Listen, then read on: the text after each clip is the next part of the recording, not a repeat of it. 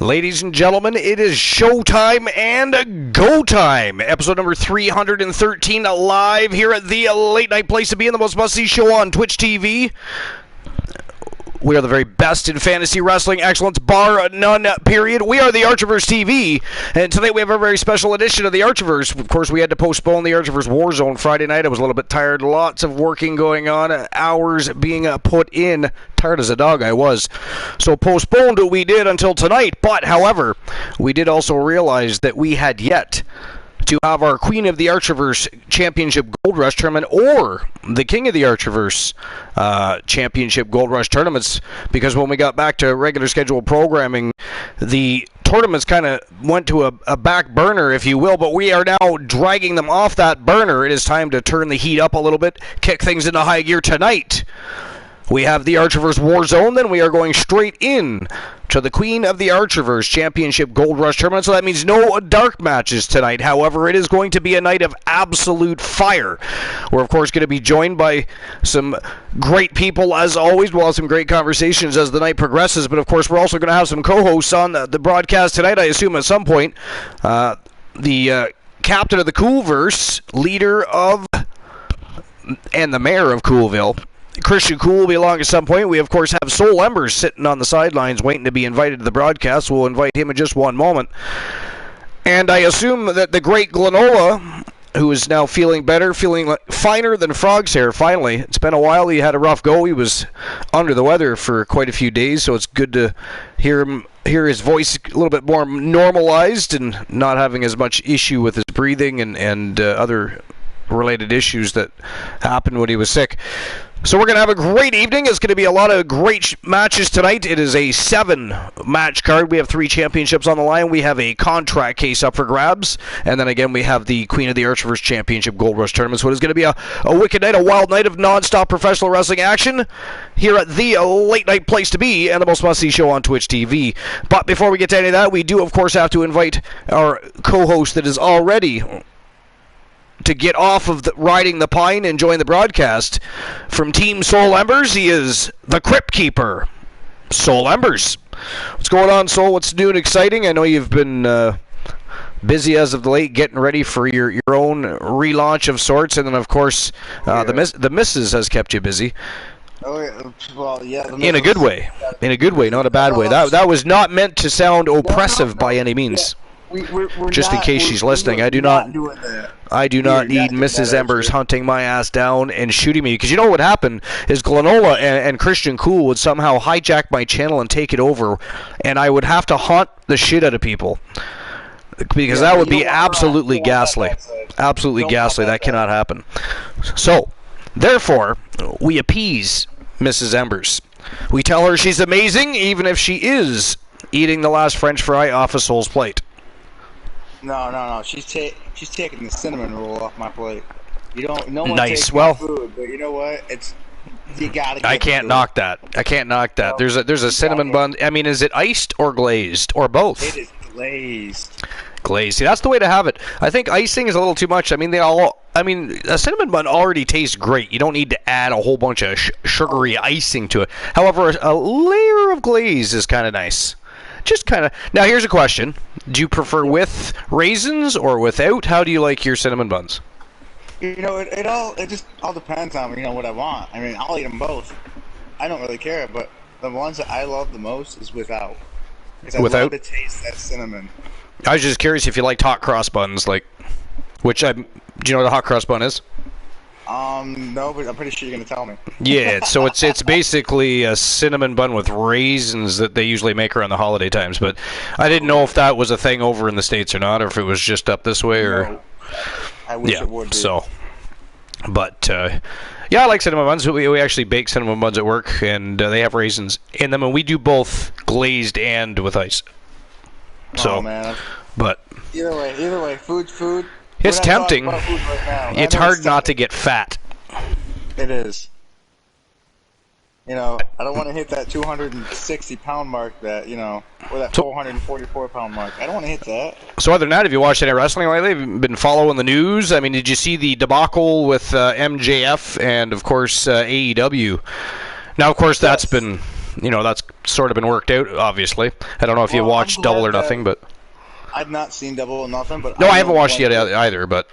I know one thing. I'm glad Wardlow is actually out from underneath MJF. I am tired of MJF completely. Well, I mean, I like MJF. I just... clearly, he did... I don't think AEW knows what to do with him. He doesn't. That's why they're putting him with That's why Wardlow's trying to separate and all that. I think Wardlow would be a great champion. I think he'd be one. I don't disagree with that. I actually like Wardlow, but I actually believe Wardlow is one of those guys that are going to end up in WWE eventually. First of all, Vince McMahon loves big guys. We all know this. Wardlow looks like he was chiseled from granite.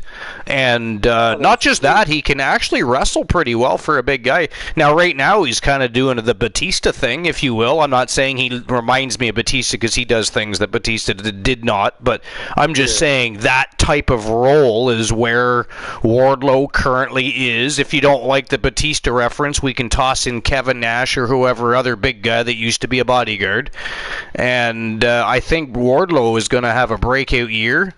I don't know if it's going to be the rest of this year. I think maybe it'll build, but I think next year he has a breakout year. And I think you're right. I think he makes a good champion. Yeah, I'm just... The thing is with Wardlow and MJF, I think MJF's just going to jump ship soon regardless because, Well, I don't know how that's going to play out because you're right. He's been openly discussing the fact that, first of all, he wants to have a WrestleMania moment. Now, here's the thing. And I don't know if he's already been talking to Vince, and maybe that's why all this has spawned. It wouldn't be the first time in history that's happened, even though it's supposed to be taboo. And it won't be the last. But... he's contracted to 2024. If they had a mutual agreement and they said, okay, I want to do something different, and Tony Khan said, okay, I'm not going to oppress you, I'm going to release you from your contract, that's great. But you don't sit and have a heated conversation and have a disagreement with your boss and then suddenly start no-showing. Now, I don't know what the reason for the no-showing the show was. I don't know if they've released that information yet. I haven't really been paying attention yet because, again, I haven't seen Double or Nothing either. I'm just like you. I haven't seen it yet. I'll probably watch it at some point later. But I don't. And Christian Cool and I were talking about this, and I just don't think that the way he's handling things is the way to handle things, and unless it's provoked. That's the only way this works out for him anywhere in the near future is if it was provoked by the other side. But if not, I mean, it looks bad, and it's too bad because MJF is a talented guy. I don't think he can get to the next level, but Tony Khan can't get him there. In my opinion, Tony Khan can't get him there. I think it's one of those cases because of what MJF does, the character and gimmick he's capable of playing. He needs a bigger stage. He needs better direction. He needs to be able to... there's just certain people that are just plain and simple better off with WWE, and there's other people that are simply better off not with WWE. Here's the thing. Cody Rhodes, though, he's back with WWE. Right. You know why? You know why? Because he realized he left because he wanted to be a professional wrestler. He came back because he realized that he doesn't just want to be a professional wrestler. Right? That's why, and we've been talking about this a lot lately, and people need to get over that, I don't like the superstar, I like professional. That's nice, but here's the thing. WWE people, WWE individuals, workers, talent, we'll leave that word alone for a minute just to sound this off. Yeah. Those people that are contracted to the WWE are not just professional wrestlers anymore. They're doing movies, TV shows, advertisements. They're making toys. They're doing a lot. They're going cartoon. Right? There's a lot. Wrestling. Right, so they are not just professional wrestlers anymore. They literally, and they're not just movie stars, they are superstars because they are these larger-than-life athletes that can also entertain and act and all these things they're capable of doing. Now, the people that aren't interested in that or aren't capable of doing that or being led to do that, however you want to look at it, it is good that there's an AEW, a TNA, and an ROH for them to go to.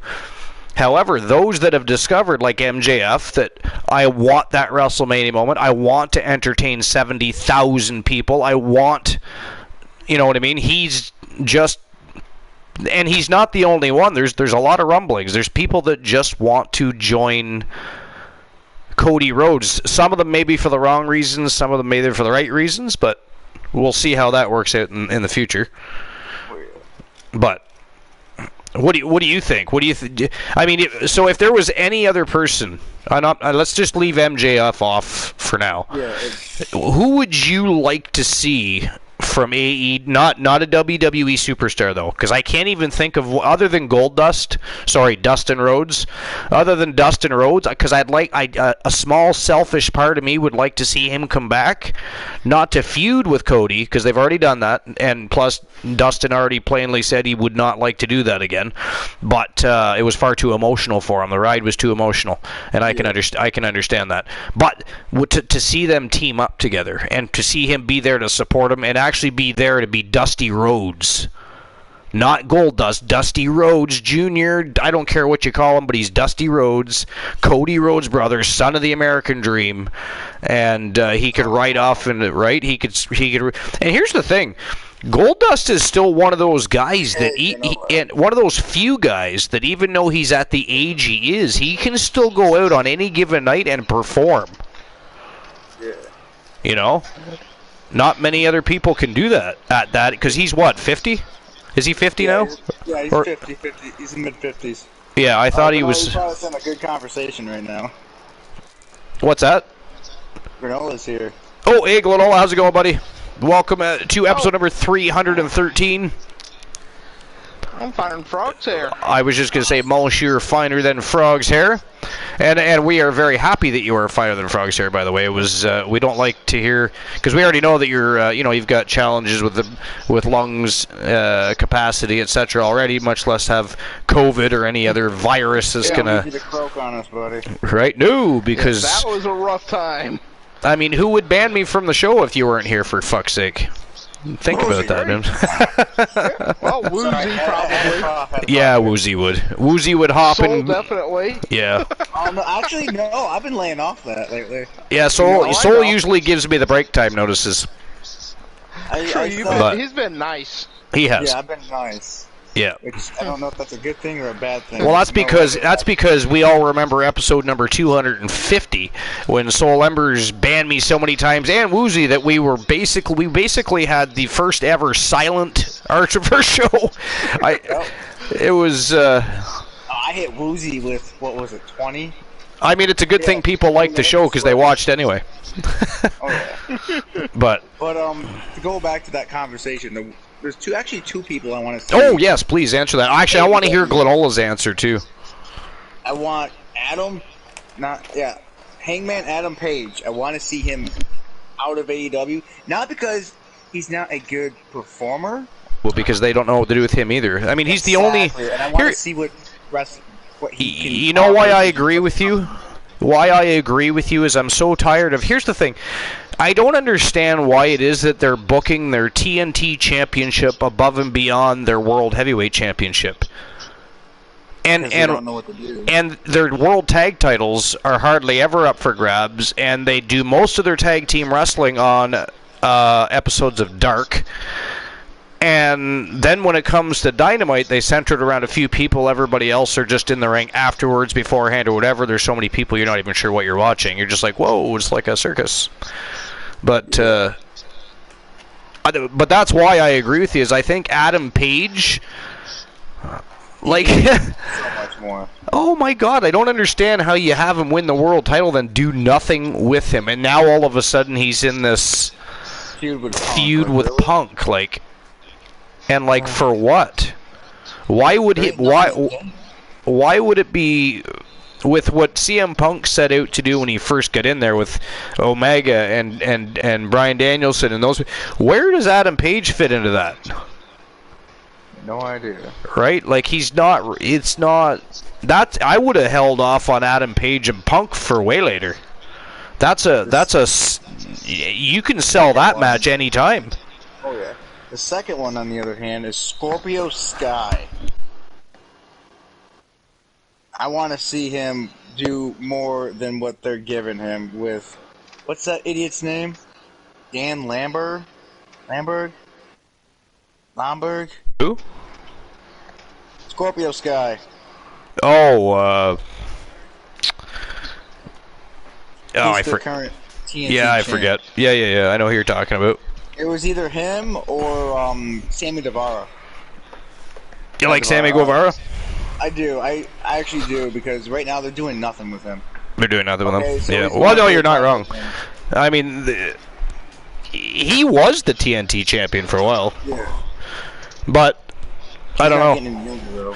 They like to pass the. You know what's funny is I read a recent interview where I can't remember who it was with now, and they actually liked, maybe Bubba Ray, they liked the fact that they play hot potato with the TNT championship, and I'm not really sure why.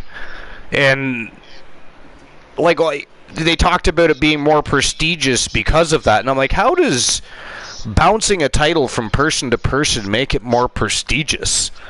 Like, did I miss it? Do I not understand the definition of prestige, or did I miss something somewhere? Like, how? You know what I mean? Like, that's weird, right? Yeah. It doesn't make sense to me. But, who would you? I mean, how have you watched AEW lately? No. No. Okay. I have watched, I think, all of about 5 minutes of AEW since it started. Yeah, well, you're not. I mean, honestly, you're not. I mean, in the beginning, you were missing out. I mean, it was very compelling, but now it's more like repelling at times. I liked the idea. Yeah, me too. We all did. It started off, I thought it was a great idea. Yeah. But I do have to say, you were talking about CM Punk, and I want to say he is one of the most overrated jobbers ever. Well, put the it this man way, has no real in-ring skill. All he's got is he talks a big game, but he sucks. I mean, when he was way back, like way back, ECW, that right there was his prime. You got. While you guys are discussing this, I'm just going to step away for a moment. I'll be right back. Okay, go right ahead. You're good. But I give him props. Just AEW to me now stands for what? All entertainment wrestlers. Yeah, they've got. Do you know they have some great people in their in their business? I mean, Diamond Dallas Page is one of my all-time favorites. You can't go wrong with DDP. Especially when you realize the guy was in his mid-30s before he ever stepped foot in the ring as a wrestler. Not only that, but when he won the world title for the first time, that was amazing. Yeah.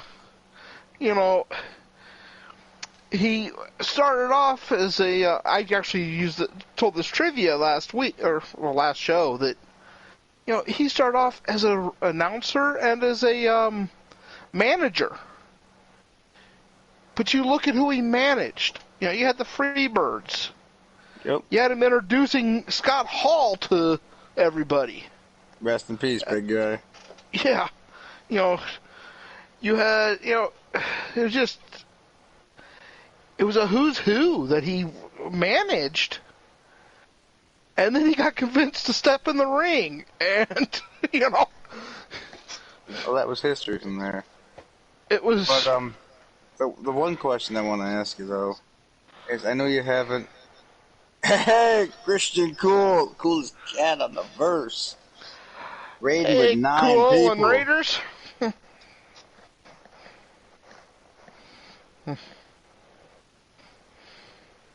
Wow, that actually ended. Yeah, we actually have the coolest cat here in the house. That's pretty good. Oh, yeah. Sorry, Archer stepped away. He knew you were coming, buddy. Yeah. He knew you were coming. Since Archer's not here to thank you for the follow, Paul White AEW.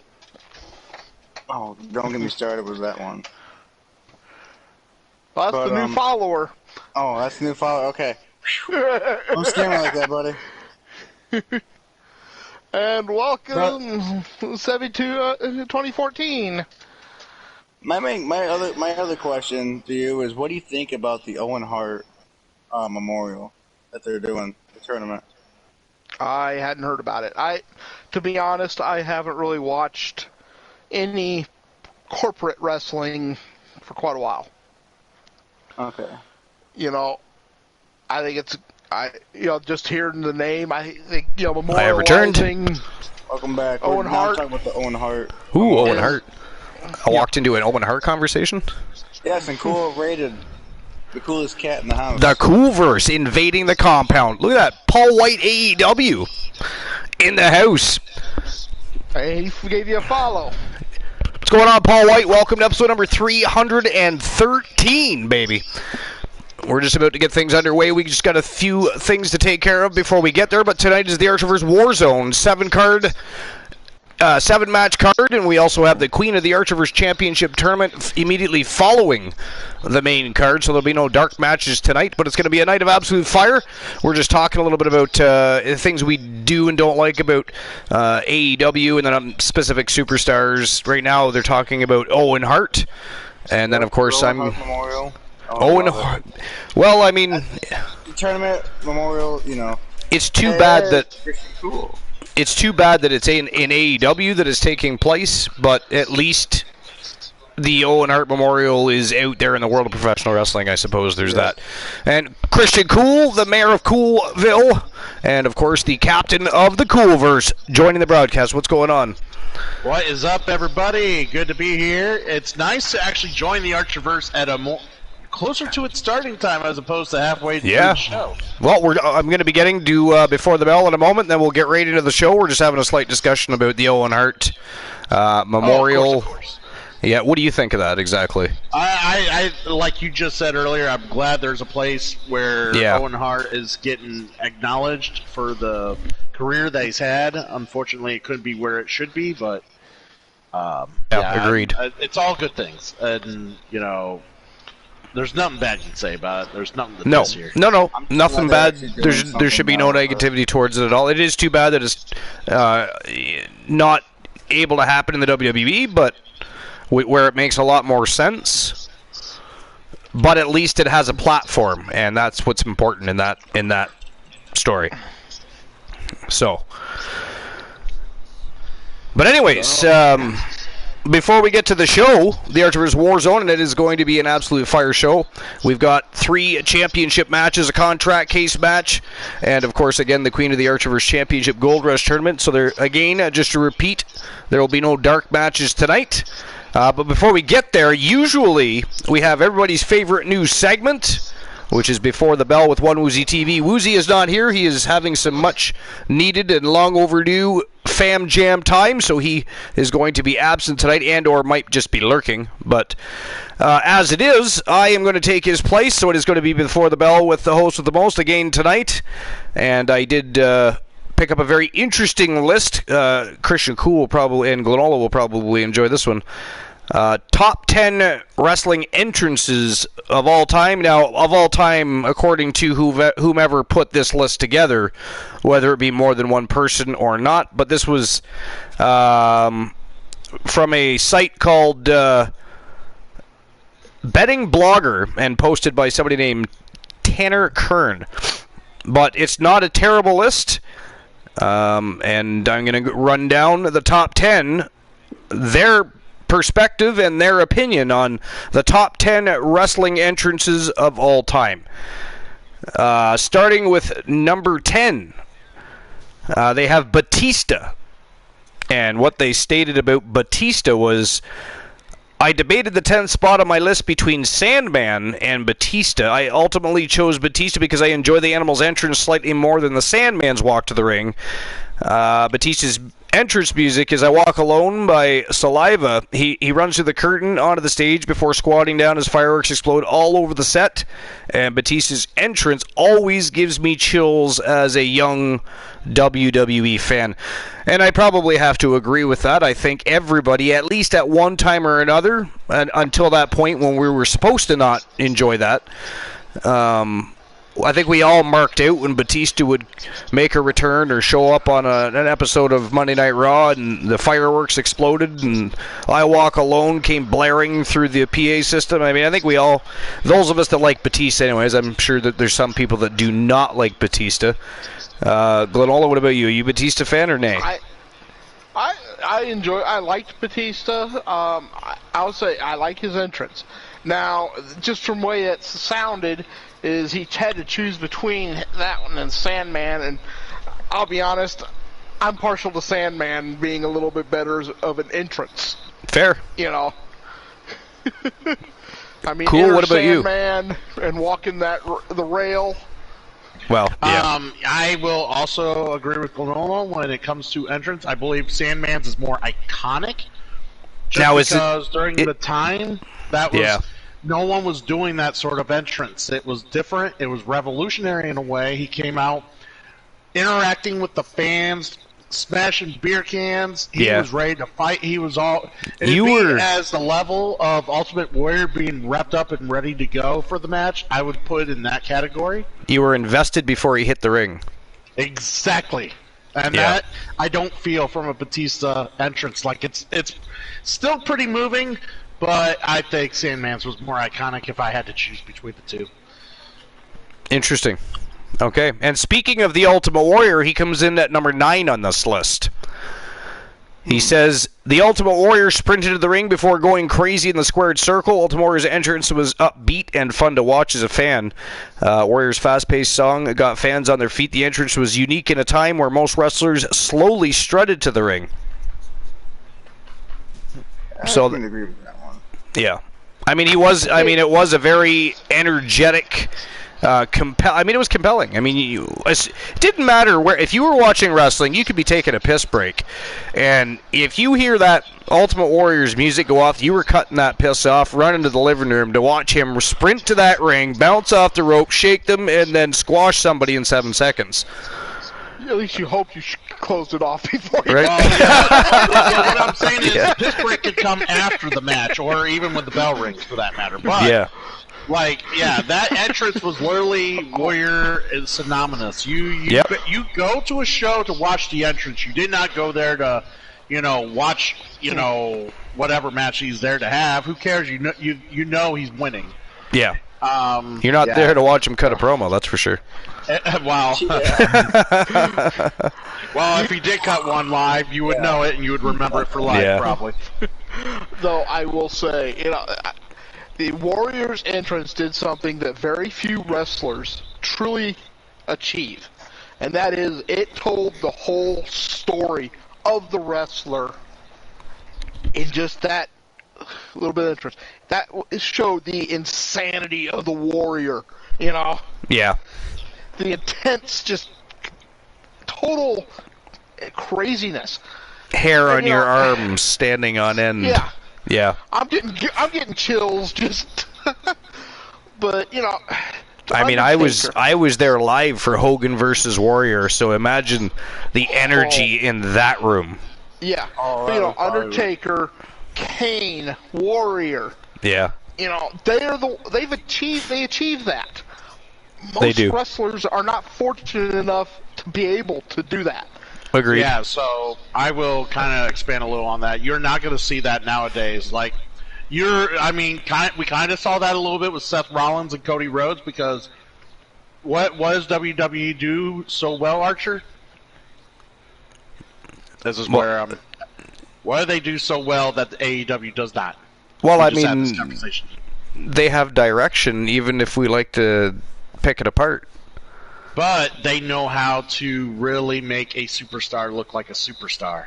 That's the key thing here, and that's why it's just you're not when you see Hogan and Warrior together like that, or like Kane and Undertaker.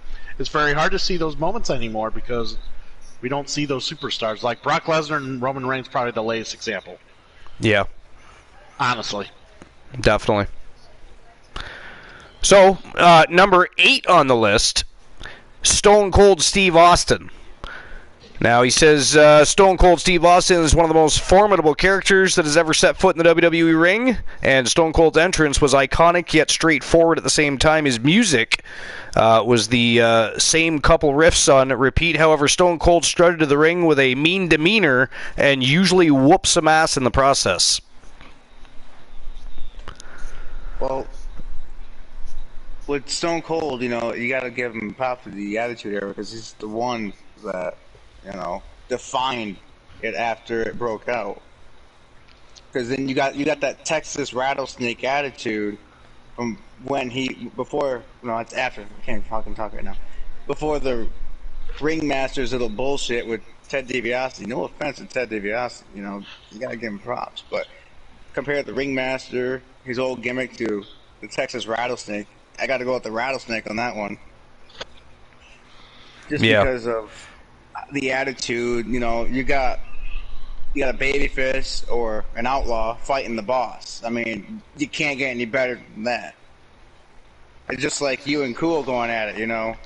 You got the boss, and you got, you know, it's just one of them. Oh no! You can finish that statement. He's the boss, and I'm what? I'm what? Yes, please do. Here. I will call you out, sir.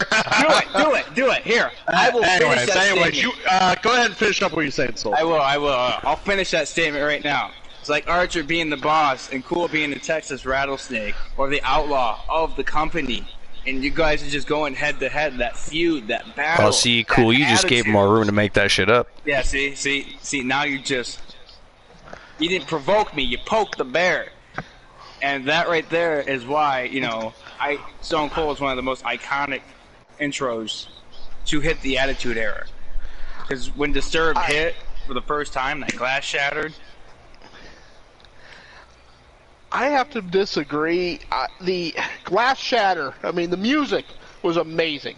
You know, that it just fit perfectly, and you knew what to expect when that glass, you know, shattered. Yeah. But as overall, the entrance itself, you know, the only part of the entrance that really grabbed me, and I'm a huge Stone Cold fan, but was when he finally got up there in the corner, you know, the beer cans, you know, that was about it. Overall as an entrance, you know, Stone Cold did his storytelling between the ropes. He did it in that ring, beating them up. The entrance just wasn't there, you know, to me. But the music was great. Yeah, I think it was just. That's what it was, I think. I don't think it was the entrance itself, unlike some of the other people they're talking about. I think it was just when that glass shattering came across the PA, you knew what to expect. The room was going to come onto their feet. It was the electricity. I mean, it was, you know what I mean? It's a lot of hype more than it is a great entrance, I think.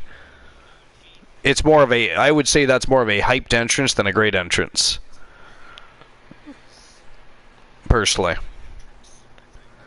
But anyways, moving on with the list. Number 7 on the list is the Nature Boy, Ric Flair. They said Ric Flair is known from having one of the most lavishing entrances of all time. The iconic Ric Flair strut will never be duplicated by any other wrestler in the business moving forward.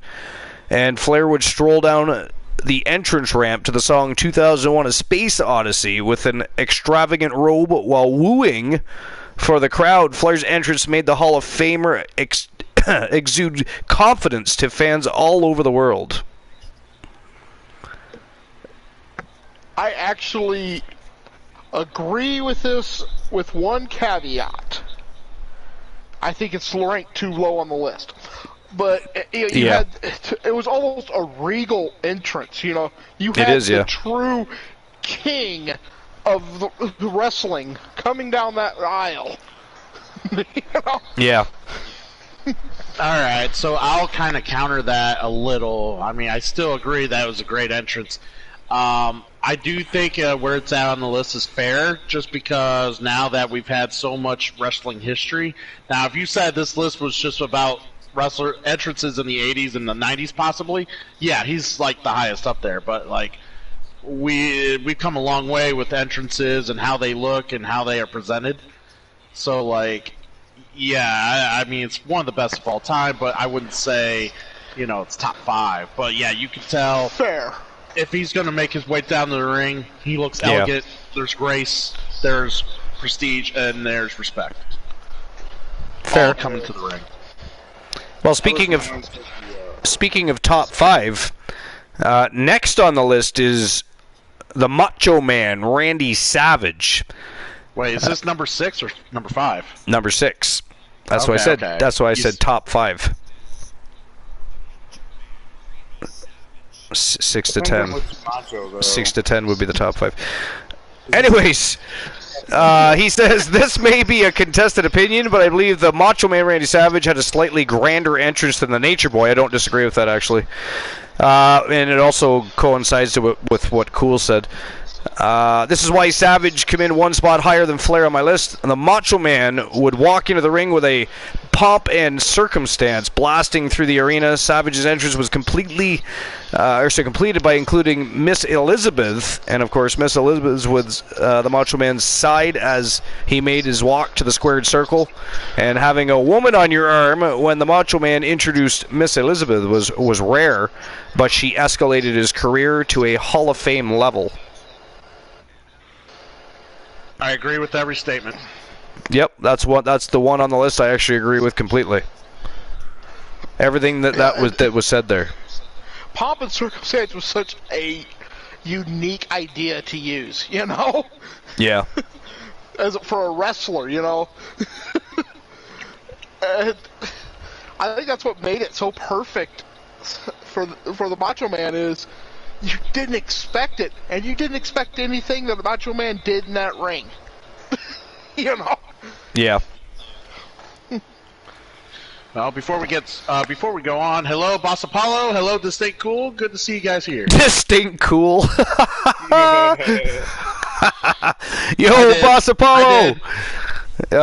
Distinct Cool is in the house. My bad. I've been yelling at people calling themselves cool all day, so it's just rubbing off. Yeah, he never did figure out who Cone. the coolest I of all apologize. was. You are cool though, Cone.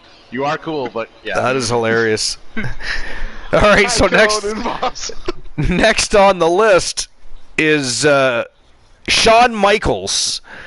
And they said, when I watched Shawn Michaels' entrance over the years, I could tell that the Heartbreak Kid was having fun strutting to the ring. Michaels' entrance music was titled Sexy Boy, and he epitomized this name with his moves to the ring.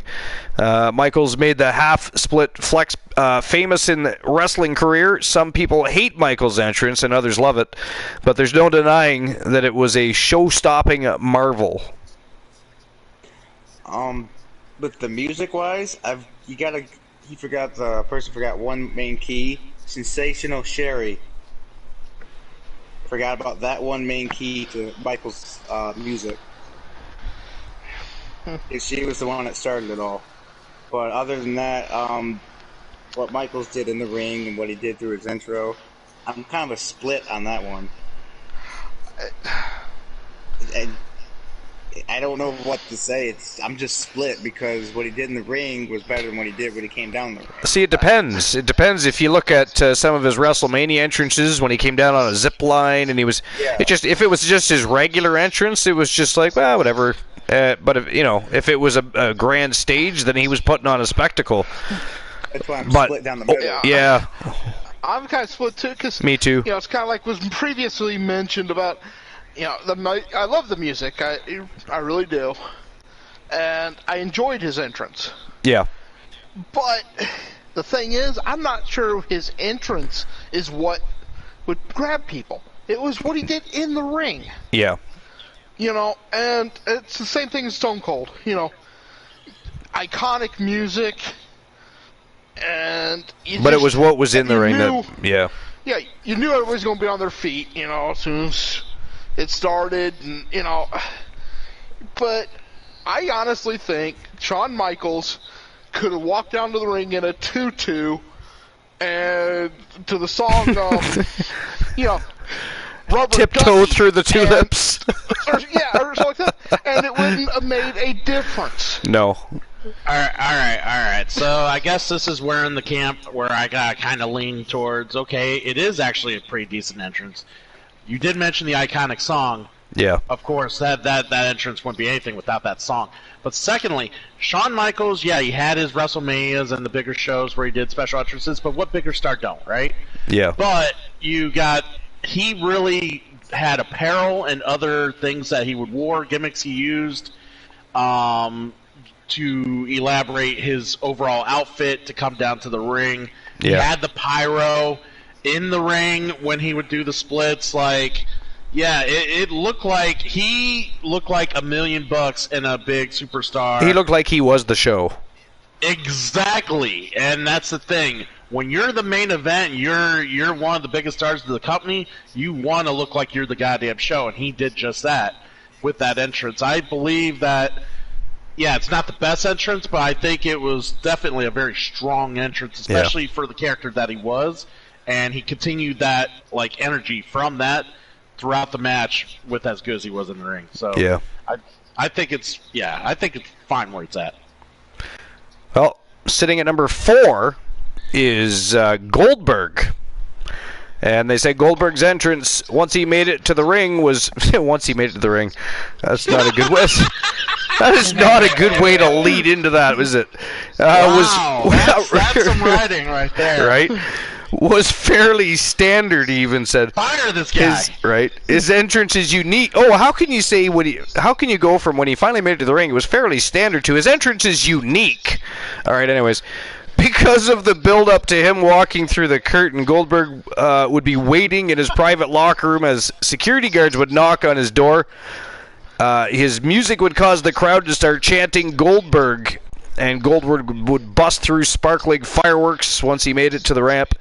And he would then throw 2 uppercuts and a kick as fireworks exploded on the stage. His entrance was strange, but it worked for the Hall of Famer. Oh, so we're talking about Gilbert now. Damn. If just from reading that, I'm thinking, so you didn't really want to put him on the list, then you just had filler there. Yeah, I think he was reluctant to put him on the list, yeah. But, I mean, here's the thing, Goldberg's all entrance, unfortunately. Without that entrance, no one would have given the shit. No, that's true. I would put it up there with Ultimate Warrior and whatnot, where, you came for the entrance, you came to chant Goldberg, just like any modern-day WWE fan when they watch him as the Hall of Famer.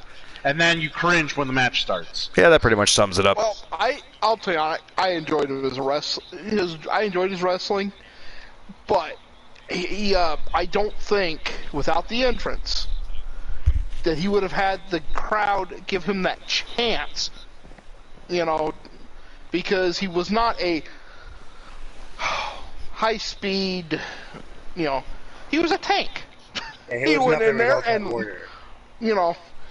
Warrior. Well, Warrior was kind of the same in the way that he was powerful, but he had that high energy. Where Goldberg was just the opposite. He didn't show a lot of energy. He was a powerhouse. He was a powerhouse, yeah. He came down like a raging bull.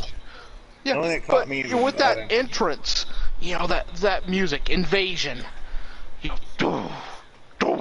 those drums, it grabbed you, and you're like, okay, what's coming next? And then, like they said, the security pounds on his door. And then, he comes out, and I heard later, so many times you look at him, and he's got blood on him already. That's because he'd headbutt a damn locker before he left before he left his own room, He fucking has a concussion on the way. Yeah. And then, he gets down there to the ring. And do you remember the time he put his hand through the window and actually cut himself? Yeah, that was fucking brutal. That was stupid. You had the pyro. You had that smoke. And then that smoke cleared, and he blows out smoke. Speaking of blood, wait till you see who's next on the list. Oh, dear Lord. Number 3 is The Brood. And they said The Brood consisted of Edge, Christian, and Gangrel. This group did not do much in the ring together, but their entrance was scary and extremely memorable. These 3 took on a gothic persona and utilized a vampire mentality in their entrance. The lights would be turned down low with red highlights as these 3 rose through the top of the stage. The arena around would, in a group, would light on the fire once they reached... That was not even worded right. I don't even know why. They should probably get an editor. Anyways, once they got to the steel stairs, Gangrel would drink a cup of blood and proceed to spit it back into the crowd. If the Brood's wrestling career were as successful as their entrance, this tandem would be enshrined in the WWE Hall of Fame. Except Gangrel, who isn't enshrined in the Hall of Fame. I mean, you got before we take on that discussion, Super Peter Griffin, thank you for the follow. Super Peter Griffin, appreciate the follow. Welcome to episode number 313 here at the Archiverse. We're just about to get the Archiverse Warzone underway, but right now we're doing our Before the Show segment. It is called Before the Bell with One Woozy TV, but Woozy is MIA tonight for some little fam jam time of his own. So it is Before the Bell with the host with the most. That is myself. So we're just running down the remainder of the top 10 greatest entrances of all time, and we just hit number 3, which was the Brood, and I'll quickly run down the entire list before we move on. But welcome in, thank you for the follow. Well, can I say one thing about the Brood? You can. I mean, it is a beautiful entrance. So here's the funny thing about why that entrance is so iconic. What entrance have we discussed in recent times in the last year that we have seen in the WWE, and we're like, wow, that is probably the best entrance of the year? Bar none. It ain't Judgment, I'll tell you that one. No, but when Edge brought the Brood style back. That was amazing. That was so amazing. You know, I popped so hard for that, not because it was just a Brood theme, but he's been lobbying to bring Gangrel back in as a manager type role. Oh, dude, you don't want to talk. Oh my God, Gangrel was in Rampage on AEW. Friday. Yeah. You saw that? Okay. Yeah. But yeah, like that, the Brood entrance is definitely different. Like, it's on a different level. It's on a different platform. Like, that thing was so different and so unique. It's number 3 is probably fitting. It is. I would give it that. And the faction. Now, as a faction, they were okay. Well, the faction. At this point, the faction didn't even live on. No one really cared because the faction evolved multiple times. Yeah, and like they stated, they didn't really do much as a faction either. But that entrance. Yes, the entrance was beautiful. And then, of course, going on to, the career that everybody the others except Gangrel. I mean, unfortunately, Gangrel had personal demons that, kind of cut his career short. It did. You could always pick apart this real quick, remove Edge and Christian, and just focus on Gangrel, though. Oh, even the Gangrel's entrance. Yeah, even before the Brood, it was just him doing that alone. Yeah. Yeah, that was an awesome entrance. It was. It was unique to that time and still is to this day. Yep, agreed. Blue Meanie was one of my favorite entrances, Boss Apollo says. Blue Meanie. Yeah, Blue Meanie was fun. Blue Meanie. Blue Meanie. All right. So, number 2 on the list is the Game Triple H. And they said, when Triple H walks to the ring, his opponents know that it's time to play the game. Triple H is one of the most intense entrances in wrestling history. His wet hair, water bottle toss, and pec flex perfectly accompany one another. And when Triple H climbs up onto the apron and spits water with neon strobe lights, it's quite the spectacle to watch. The entrance music by Motorhead has transcended to other places outside of professional wrestling. Many professional and collegiate utilize the game's music in their respective venues to produce an intense game day atmosphere. I have to. Okay. Well, hold on. I'm not trying to cut you off there, buddy. I'm sorry for this, but I gotta disagree. Just ban him later, Galanola. Yeah, exactly. I just disagree with this intro because he's had so many of these intros before. For example, My Time with Stephanie. I mean, same thing happened. King of Kings, same thing happened. And his still current and most recent still, The Game from Motorhead. Regardless of what intro he does, it's the same gimmick. It's the same intro. I understand the hype. I understand the metal music that goes into this. but it does get the crowd up and going. It does get them pumping, but I can't stand behind the intro. I've seen it way too many times. I actually sort of agree with you, except I think it shows how iconic it has become that the intro itself doesn't really change. The music changes, but the overall entrance has stayed pretty much the same for, 20 plus years now? Yeah. You gotta say, that's kind of iconic when it's... Seb says, sorry, I'll disagree with the entrance is on the list place. So I'm assuming that means he doesn't agree with the placement of the entrance by Triple H on the list. I think this would have made like my number 9 or 10. Yeah, I agree.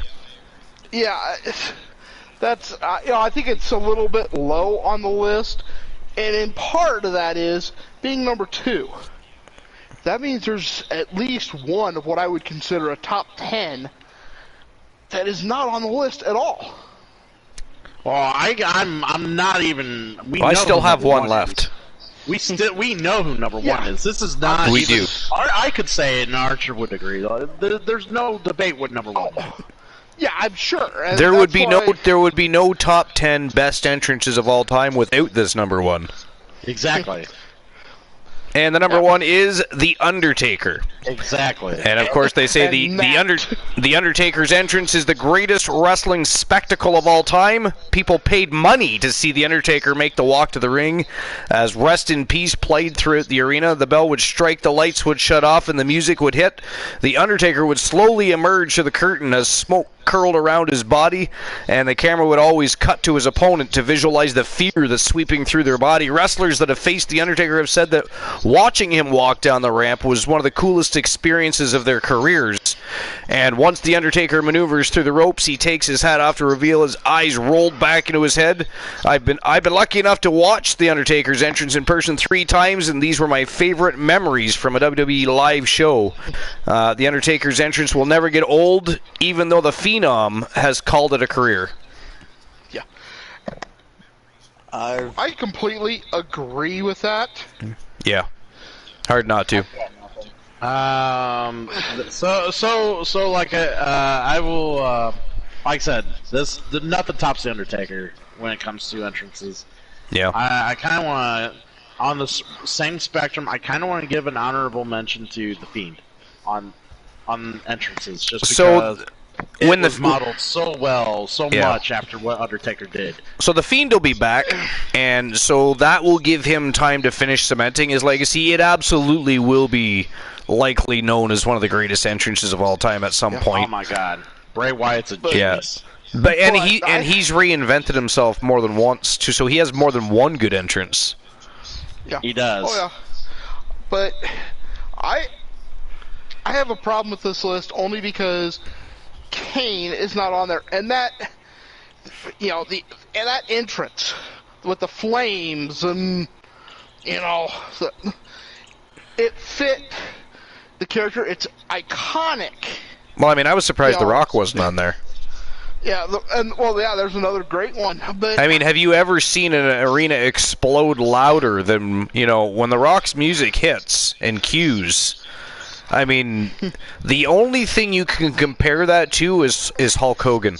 And I know this because I've seen both in action live, and Hulk Hogan's music, when I was there for the Hogan versus Warrior, it was deafening. Like, when I left that show, I couldn't hear right for hours after that. It was a tremendous experience. You could feel the intensity, the electricity, and then, of course, again in Toronto, was Hogan versus The Rock. So that was very much the same experience as Hogan versus Warrior, except for louder. So let me kind of sidebar on that and kind of discuss, why didn't we mention The Rock? Why didn't we mention Hulk Hogan? So yeah, if I wanted to discuss... Well, there's another thing. Hulk Hogan is easily one of the most iconic entrances ever. Yeah, but I don't think what we're looking at when we look at these is so much the entrance; it's the pop. I think so too. But even then, Hogan, The Rock should both be on there. You know. Yeah. Yeah, but that's what they were great for, was the pop. Let's run down this list real quick again, and just to see who was on there exactly. So number 10 was Batista. Number 9, The Ultimate Warrior. Number 8, Stone Cold Steve Austin. Number 7 was the Nature Boy Ric Flair. Number 6, Macho Man Randy Savage. Number 5, Shawn Michaels. 4 was Goldberg. Number 3 was The Brood. Number 2 was Triple H, and of course number 1 was The Undertaker. So definitely names missing from. I was at one house show. I won free tickets down to Bloomington, Illinois, and nice. I saw a triple threat involving Kane. Now, being a house show, of course, they didn't have the pyro. Right. Or that, but I'll tell you what. Even without the fire, when Kane's music struck and he started, his walk down, you still had that feeling of, the demon walking. Right. The devil's favorite demon. It's just, and to me, that's an amazing entrance by itself, that he doesn't even have to have the fire. Yeah. I'll be honest with you. The rest of the entrances for that show, there were some great wrestlers. I mean, you had Sheamus was there that day, Punk was there, Daniels. Yeah. There was some good, but the entrances were just kind of like, But Kane, it had that feeling. So I mean, there's a couple different entrance points I can pick out and be like, okay, those were really good at the time. Like CM Punk's entrance in Ring of Honor, for instance, that no one topped his entrance in Ring of Honor. Just the way he would come to the ring and the music and everything. But yeah. But it's just. For the longevity of entrances, the film producer. That's what we're talking about. Did anybody welcome or shout out the film producer since he's been in the chat room? In my opinion, he has snuck in there, but yeah, I was about to say, he asked, "What's your favorite Max Caster diss?" Okay. Anyways, so we could be discussing this all night long, but what we do have to do is get the show on the go. It is time to get the Archerverse Warzone underway because we have 7 matches of absolute fire, and then we have the Queen of the Archerverse Championship Gold Rush Tournament. Again, there will be no dark matches tonight, so there's no need to waste your Archerverse bucks and redeem. Save those for making your bets and putting your Archerverse bucks where your mouth is when you're betting on those matchups, because it is time to get the show on the go. Are you guys ready to get the Archerverse Warzone underway? Archer, I will be lurking. Problem is, Little Embers is up with Night Terrors. I don't think that was the answer to my question. I understand that, but I'm Gaslight. ready. Yes. Hey. All right, lurk away, Soul. So I will see you all later. I'm jumping off. Yeah. Have a great night, Soul. All right, so let me try that again. Hope Little Embers gets better, but I am definitely ready, Archer. I'm born ready. Excellent. I was going to try that again. Christian Cool, what about you? Are you ready to get Archerverse Warzone underway and rocking and rolling? I'm fucking ready, my friend. Ready to roll. Ready to roll. All right, so here we go. Episode number 313 here at the late night place to be in, the most must-see show on Twitch TV. And, of course, as always, we are the very best in fantasy wrestling excellence, bar none, period. It is showtime and go time. Let's go.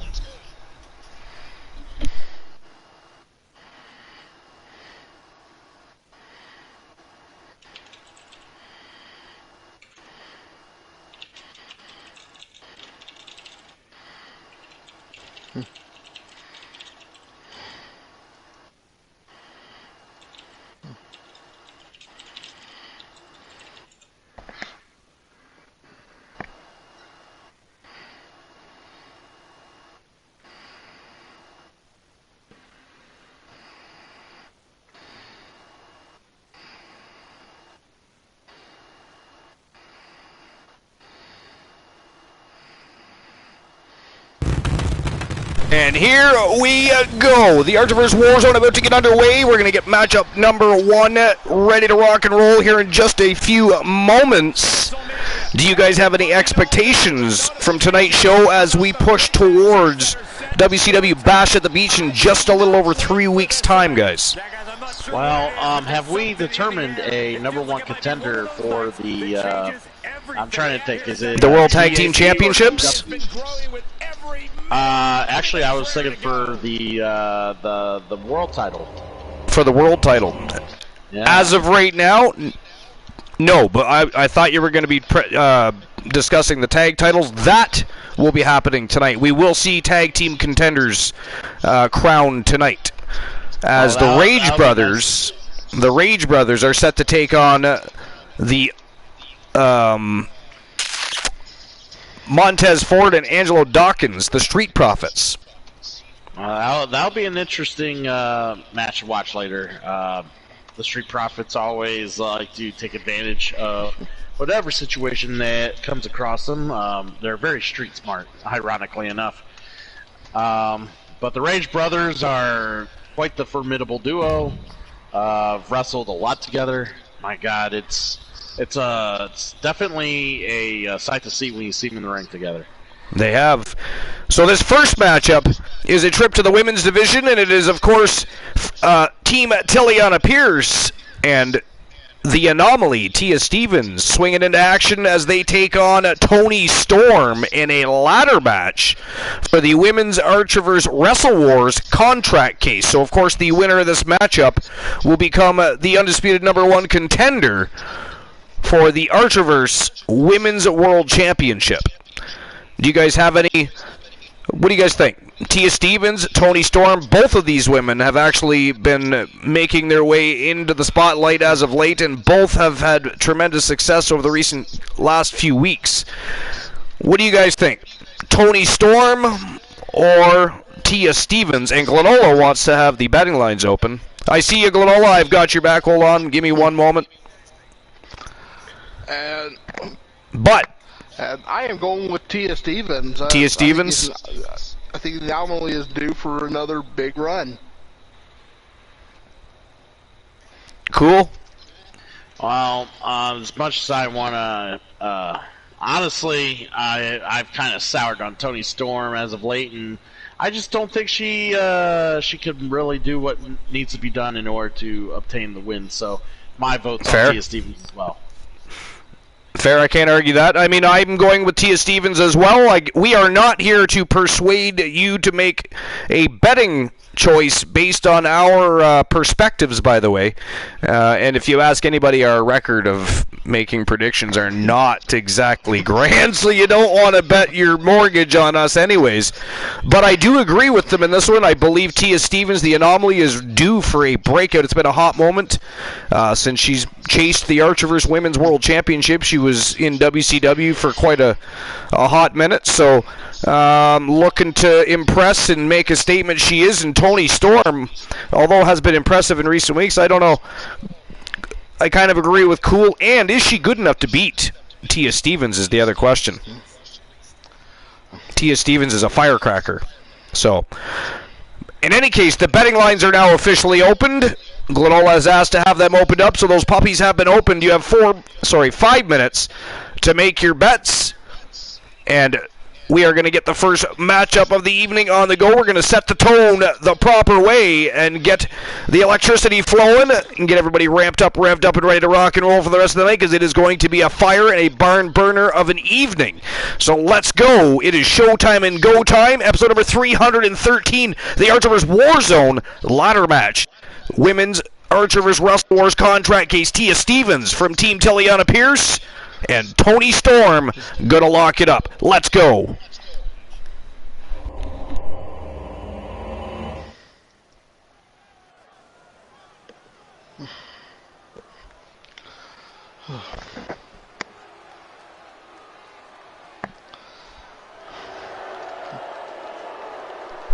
And here she comes, former multiple-time women's champion. She is a 3-time WCW Women's World Champion, a 1-time Archiverse Women's World Champion, a 2-time TWA Women's World Champion, has held Tag Team Gold and been involved with the Mixed Match Challenge World Tag Team Championship Division and held gold with Marcus Stevens. She is highly decorated, high-octane, fast-paced, and a tremendous wrestler. And this is why Glenola, myself, and of course the captain of the Coolverse, Christian Cool, are siding with the anomaly Tia Stevens to defeat Toni Storm and bring that contract case home.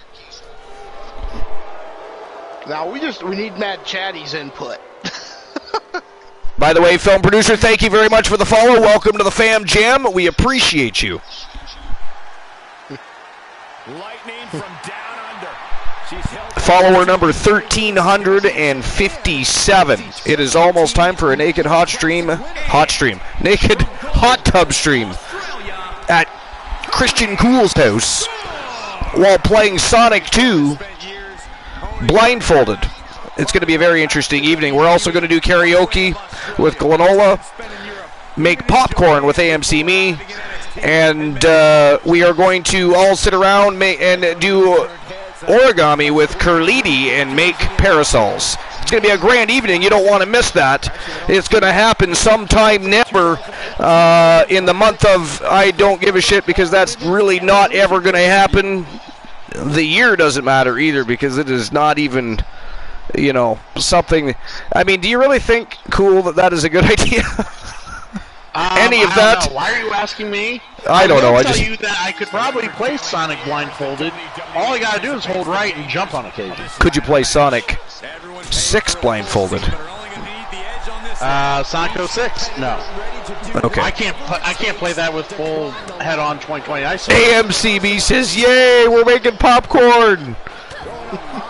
Tia Stevens opening up on Toni Storm already. Look at this. Yo, ragdoller. That was vicious. That was vicious. Already starting off with some ruthless aggression. Drops an elbow right in the chesticles. That has to hurt. I couldn't imagine. I mean, I'm not a woman either, but what do you guys think? Weigh in on this. What do you think? You're a woman.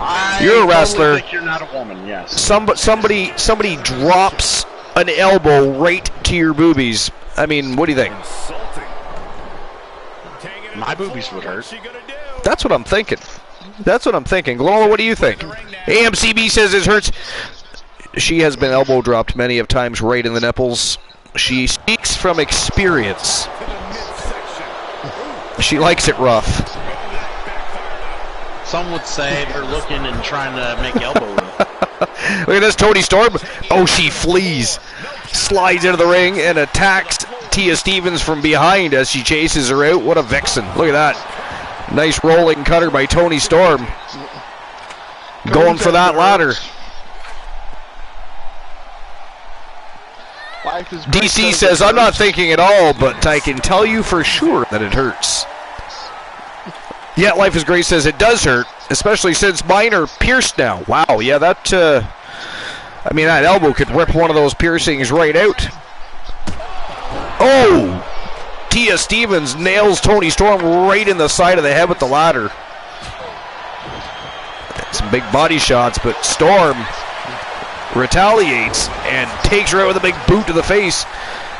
Storm not laying down here. I actually thought that Tia Stevens would breeze right through Toni Storm. I'm actually surprised how well Toni Storm's doing here, guys. Look at that, she's got the briefcase in hand here. She is not having very much luck with that briefcase, though. And Tia Stevens attacking the back of their legs. And I'm pretty sure she just slapped her in the ass, too, and powerbombed her right off the ladder. Toni Storm in a bad way now, as Tia Stevens continues to relentlessly attack her in hopes of climbing that ladder herself. But look at that nice reversal by Storm, dragon screw leg whip.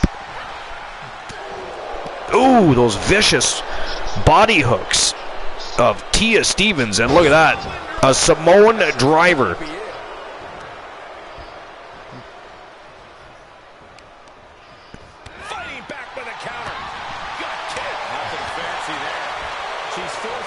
The struggle for control in this matchup is certainly real. One of those matches where already there's been a lot of action, but nobody's really had what you would consider the upper hand, Glenola. Yeah. I gotta say, we are getting that more often lately. You know. Yeah, a lot of even matchups. The skill sets are. The other night where it could have went either way. It was over an hour-long match. Well, the skill sets and the talent that are being signed and coming into the company are absolutely phenomenal. It makes for very compelling and intriguing matchups and feuds and rivalries. It's been absolutely fantastic. But you can't help but to notice, though, just the more even matchups. I mean, you've got some people that are coming into the business that are emulating other superstars as well. They're idols and fans of these wrestlers, and so they mimic a lot of their movements.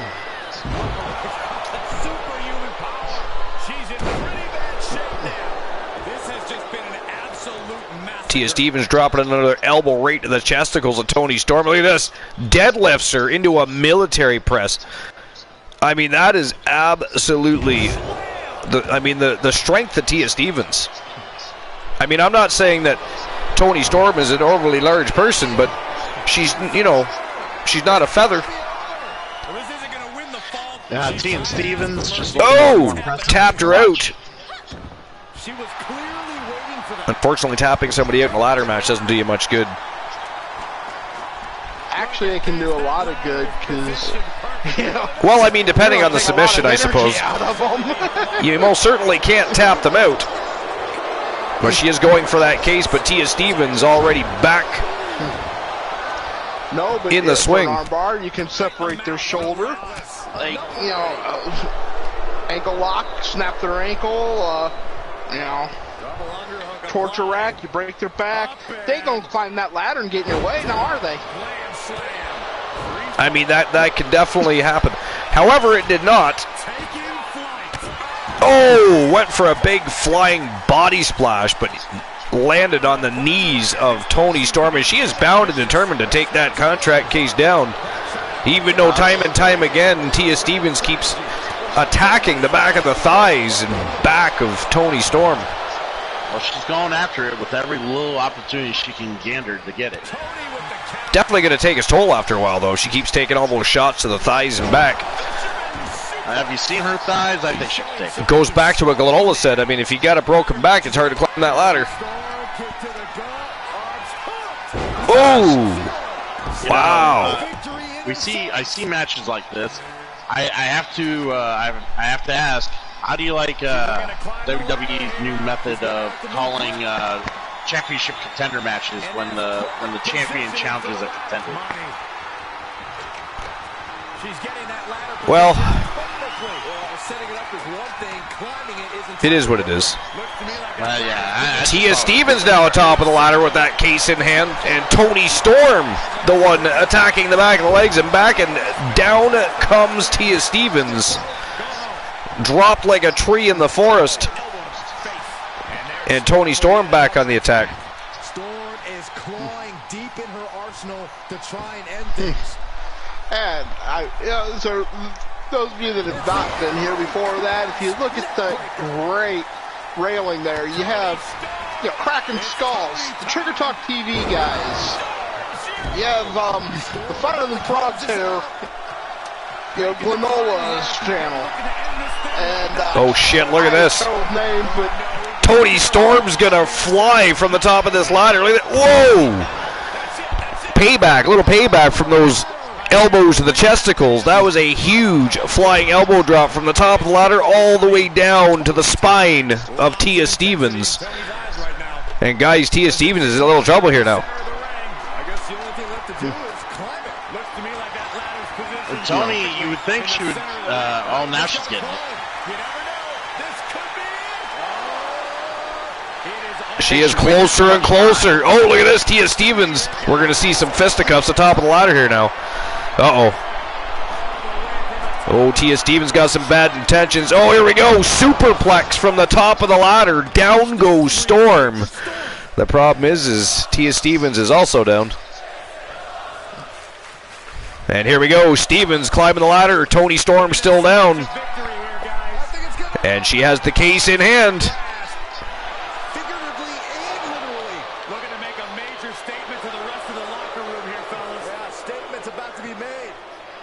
And there you have it.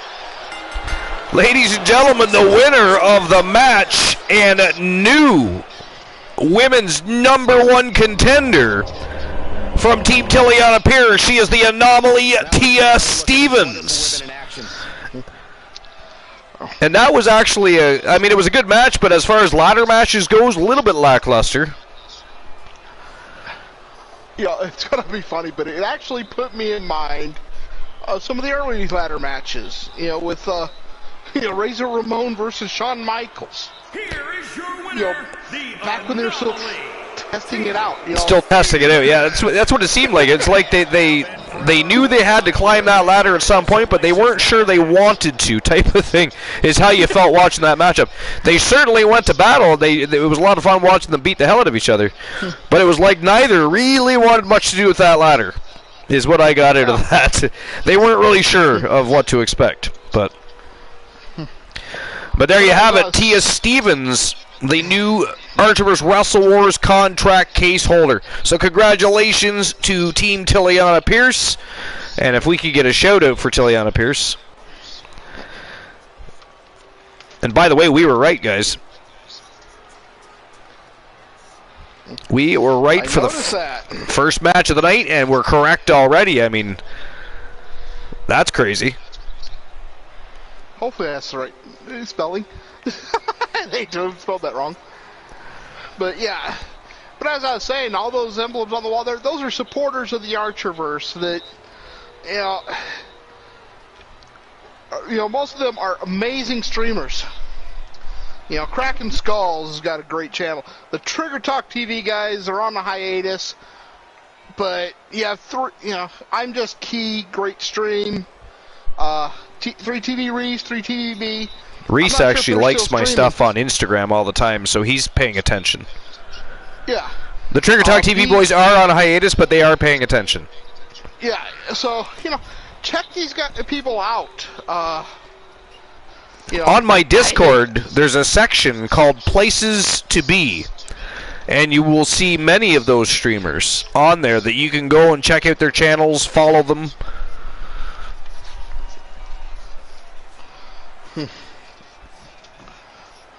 All right. So the first match of the night is in the books. I do have to say there is one channel missing there, Archer. Oh, there's a couple missing. Cool's not there. He should be. I'm there. I'm on the bannerhead with the Turret Man and Archer. Okay, that's right. That's right. Like, there's no need to have my big thing on, we want to promote other channels. My thing's on the insignia at all times, half the time. So honestly, it's. But I don't can't need remember to get Doggy's promoted channel. Name up.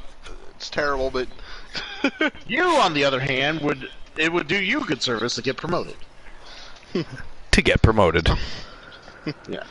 So, and don't forget the payouts, Archer. Oh, right. Yeah, Thank you. And before we get to the next match tonight, which, incidentally, is going to be a very fun matchup, in my opinion. I mean, we got Papa Shango calling out Demon Razor from Team Boss Apollo. Both of them freaks of nature, really. So just that alone is going to, make you want to invest in this matchup. But Demon Razor, of course, the undisputed king of the Archerverse, at least for now. Of course, tomorrow night we will be having the King of the Archerverse Championship Gold Rush Tournament. So Demon Razor does not just have to worry about tonight, he also has to worry about tomorrow night when his crown and robe will be on the line for the first time in a few weeks, because again, the Queen of the Archerverse and King of the Archerverse Championship Gold Rush tournaments have been set in stone for quite a spell. However, when we got back to our regular scheduled programming, we simply put them both on the shelf for a little while. We are now pulling them off the shelves. It is time to crown new champions, or see champions retain their crown and robes. We will see what happens, starting with tonight, because again, after the main card, immediately following, when we would usually do our dark matches the evening, it is time for the Queen of the Archerverse Championship Gold Rush Tournament. But Demon Razor versus Papa Shango next. But let me just go ahead and issue the payout for the last match.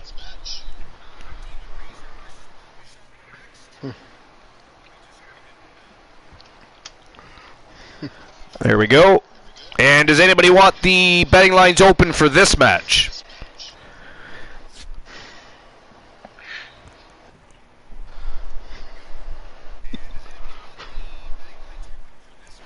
Let me know if you do by the first bell. But we are going to get the next match on the go. Matchup number 2. Demon Razor versus Papa Shango. Let's go. And Boss Apollo has opened the lines. He has opened those lines. All right. So, there's a problem with using the first bell, Archer. Because what if they're facing if the Undertaker's one of the people doing it, and he's the first one to do the entrance? You know, that first bell is going to be his sword bag, Lanola. All right, who picks up the big dub? Demon Razor? Oh, come on, cool. I'm just trying to Archer a little bit. Papa Shango. You got 5 minutes to make your bets. The tension building for this match is so thick you can cut it with a knife. And there we go. Betting lines are officially open, and the undisputed Archerverse King of the Ring, better known as the King of the Archerverse champion, now standing in the squared circle looking fierce as ever. He's actually held multiple titles since inking a contract, the King of the Archerverse being the one he's held on to the longest. He was a Triple Crown champion at one point. And his opponent from parts unknown, weighing in at 330 pounds. We have any Papa Shango fans in the house? Talk about a guy who knows how to strike fear. Papa Shango Something didn't tells me do much Saxton's for gonna be me. sleeping with the lights on I mean, he had his moments. I loved the feud with the Warrior and a few others as well, but other than that, I think the Papa Shango character went back into the abyss at the appropriate time. Yeah. I think his next character was much better. Oh yeah. What, Kama? Okay, maybe the one after that then. For that. Was Kama the next one? Yeah, the fighting machine, Kama Mustafa. Okay, then yeah, the one after that. Yeah. Okay. All right, here we go. The undisputed King of the Archerverse versus Papa Shango. And Demon Razor looking to get off to a quick start, but Papa Shango just a little bit bigger and possibly a bit stronger. We shall see. Wonder which one will fuck this up.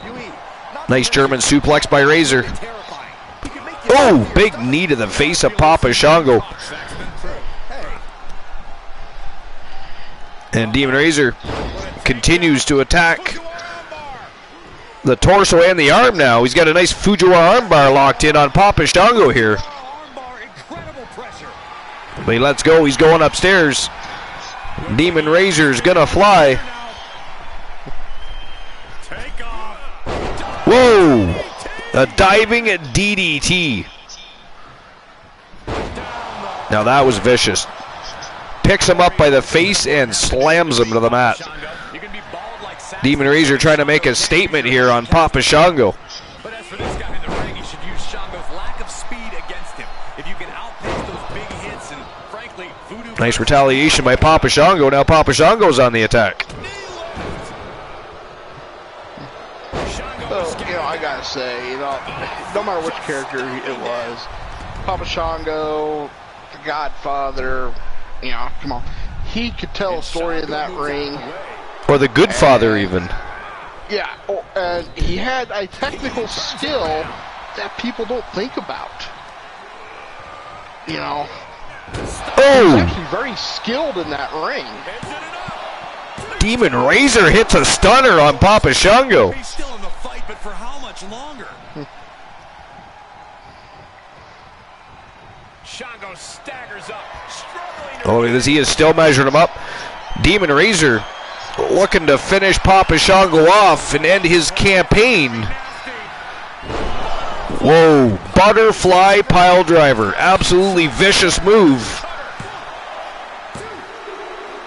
And that is it. That is all just like that. His challenger has been put to rest. And the winner of the match, by sheer dominance, from Team Boss Apollo, he is the undisputed king of the Archerverse, Demon Razor. And that matchup went pretty much as I expected. I mean, it was cool that Papa Shango challenged him and all, but I pretty much expected that to be the outcome. Demon Razor was a little bit smaller than Papa Shango, but he is tough as nails. He's a great technician. For a big guy, he can fly around that ring, and Papa Shango just doesn't have that same skill set that would be able to, you know, match skill sets with Demon Razor. But is what it is. It was fun to watch Papa Shango come out to the ring. Just as fun to watch him get squished, kind of, to be honest. So could it be said that he pucked up? Bit off more than he could chew. That is for certain. Alright, so I'll issue the payout for that. And the funny thing is, the betting line literally just closed. Alright, third matchup of the night. This one is for the #1 contendership to the Archerverse World Tag Team Championships, and it is going to be the Street Profits, Angelo Dawkins and Montez Ford, taking on the twins of the Archerverse, Robert and Ryan Rage. The Scorpion and the Eagle are going to ride together once again and see if they can't get back into the limelight and get another shot at those Archerverse World Tag Team Championships. What the hell? Are they Aztec gods or something? Aztec gods. Yes. Alright, does anybody want the betting lines open for this match? Let me know.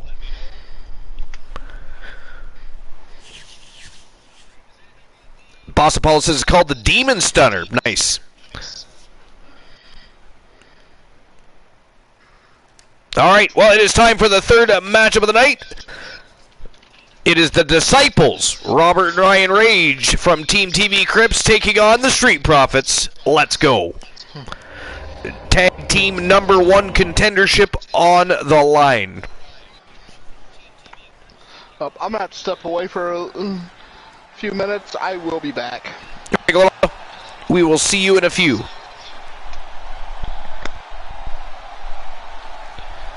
Uh-oh. I see my name on the screen. That's never a good thing when Glenola is on the broadcast. Opening dashboard now. Saying, fuck. God damn it, son of a bitch. Treacherous, traitorous little bastard. Already committing villainy. We are only 3 matches deep. How dare you, sir? I have been banned from the match. To be fair, the match has not started. I do not have to leave the broadcast yet.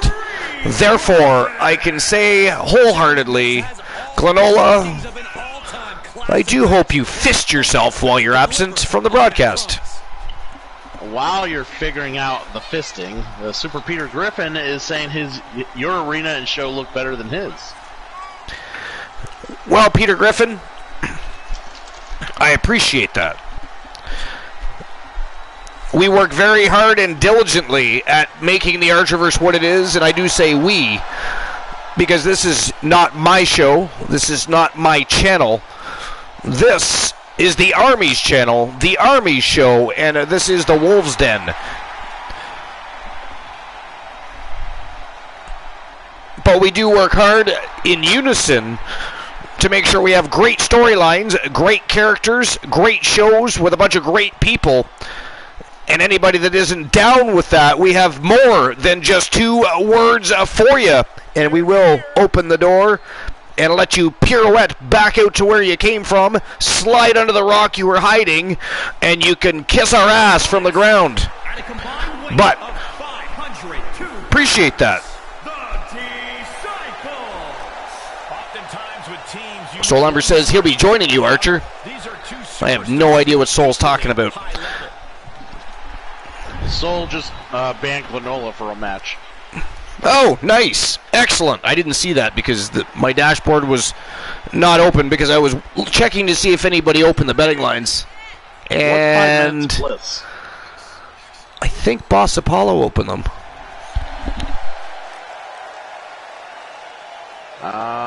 Where is 5 minutes of bliss at? Boss, did you open the betting lines?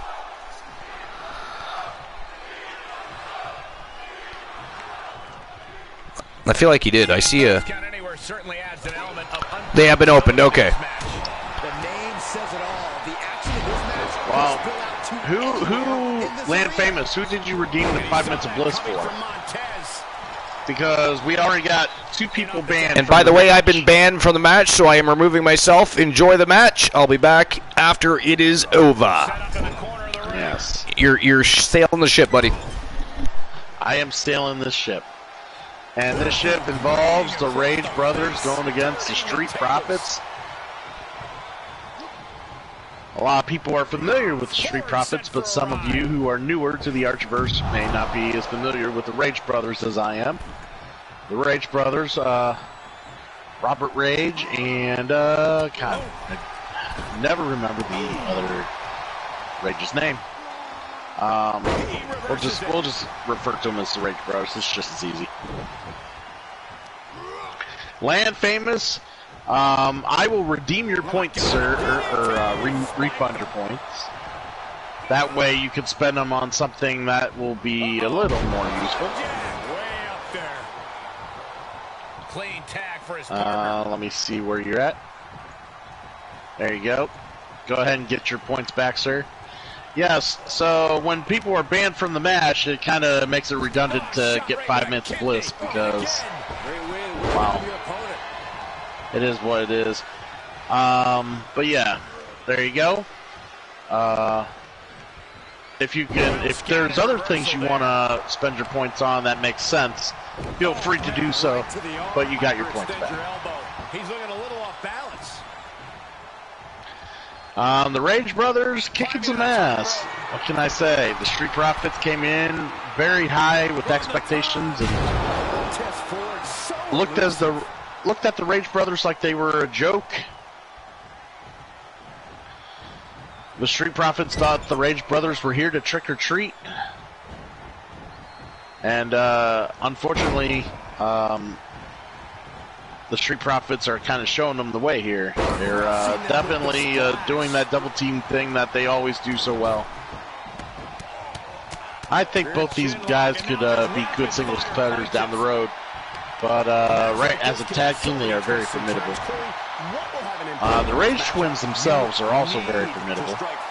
Dictate the pace of the match. Since anything goes, you can add anything to the. Does anyone ever expect the Street Profits to win, like this great says?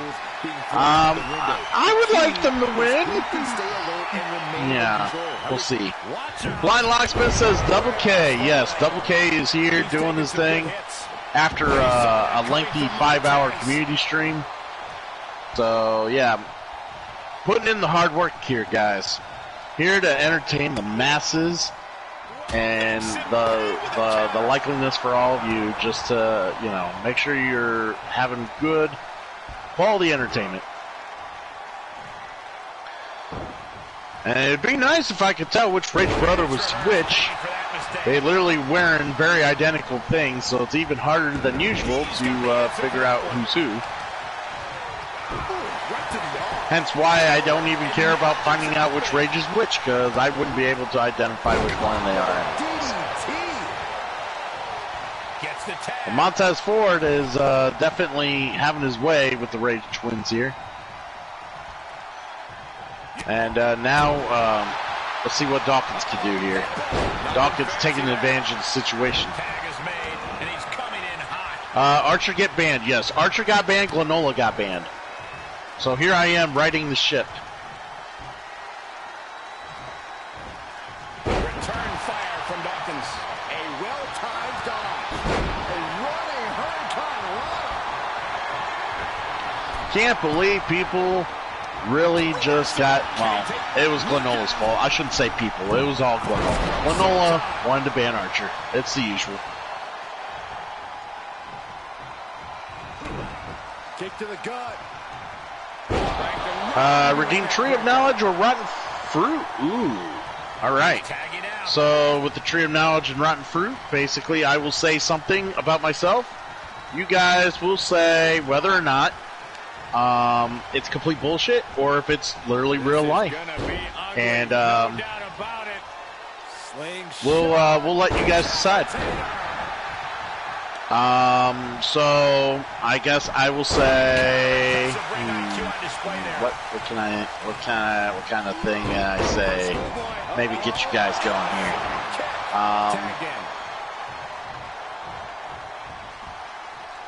I have lived. Let's see. I gotta make sure it's good. This is it. And he makes the save for his team. All right, I got one. I have lived with at least 3 different female partners in my lifetime.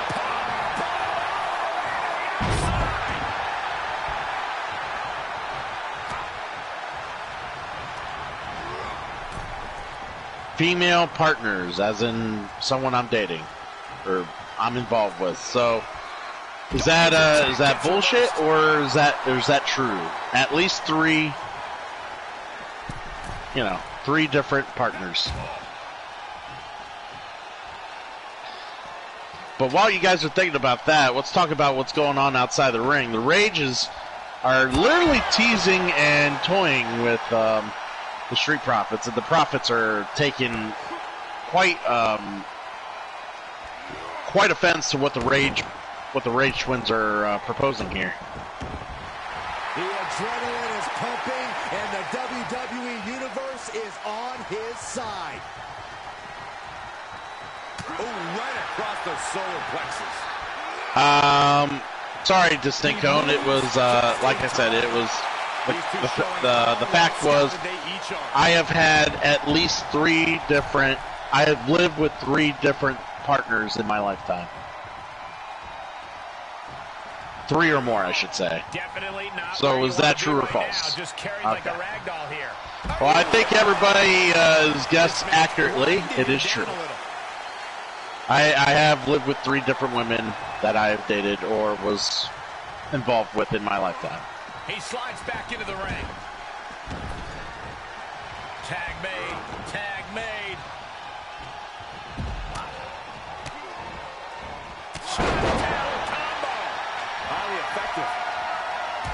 One was actually recent. Earlier in my stream career, that was the last one I lived with. And then there was one about 12 years ago. And then my mom really hated. She hated that one. And then there was one I lived with for one college summer because she had nowhere to go, and I was just I was only dating the girl for a month or so, and she needed somewhere to go, and I ended up letting her live with me, which was the worst idea ever. And there you have it, ladies and gentlemen, the winners of the match from Team TV Crips and new #1 contenders for the Archerverse World Tag Team Championships. They are the twins of the Archerverse, Ryan and Robert Rage, the Disciples. And sadly, I had to sit on the sidelines and ride the pine for that. That was a good match. It was a very interesting match. The Rage Brothers strategy, what the hell was that? It was a little unorthodox, but it did work. It did. It did work. And what are the names of the Rage Brothers? It is Robert and Ryan. So Robert is the right. eagle. You can tell by the black face paint and the eagle on his chest. Okay. And then Ryan is the scorpion, and he of course has different face paint underneath his mask as well. But they are two of the most highly decorated tag team contenders in the Archerverse, and it'd be interesting to watch them challenge for the tag team titles. I mean, it's been a hot minute since we've seen them in action for tag team championships. So, and how long ago was it that they were the champions? We're going back to the Archerverse 2.0, are we not? God, yeah, 1.0 even. Was it 1.0 since they've been champions? Wow. It might have been. You might be right. I could be wrong. I could be wrong. Maybe it is 1.0. Glenola? Oh no, Glenola's still on hiatus well, he was at the banned moment. for the match too. So yeah, he was banned anyways. Yeah. But yeah, we can. Yeah, it's been a while. They are deserving of another shot for the titles. The Hart Foundation would be happy to crush their dreams, of course. So I issued the payout for the last match, and now it is time to move on to the fourth match of the evening. The fourth match of the evening is a trip to the Mixed Match Challenge World Tag Team Championship division, and what a hot division it is. And again, for those that are newer to the Archiverse, what makes this such a compelling and fun division? In the Mixed Match Challenge Tag Team division, you can challenge as a tag team, or a member of a tag team can challenge a member of the championship tag team to a singles one-on-one matchup for the tag team titles. If the champion loses, he does lose those titles for his team. However, tonight it is a tag team affair. It is the former two-time Archiverse Mixed Match Challenge World Tag Team Champions, The Order, from Team Distinct Cone, the Viking Rose Brewer, and of course her beau, the Wanderer Kyle Brewer from Team Bromer, taking on the phenomenal Joseph Lincoln from Team Joe Lincoln, of course his partner in crime, Alexa Bliss. They are the reigning, defending, undisputed Mixed Match Challenge World Tag Team Champions. The titles are on the line, and this is going to be a barn burner. Does anybody want the championship betting lines open for this matchup?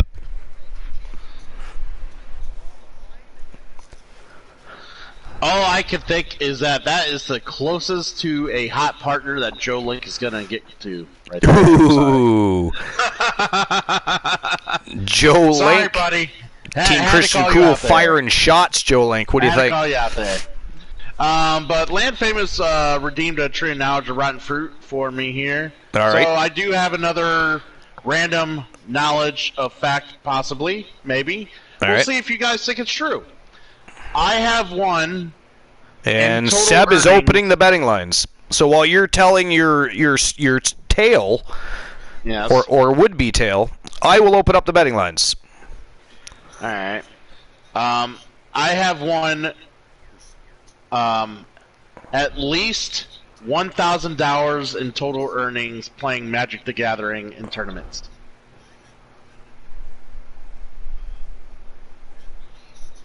So we'll see if you guys think that's true or not.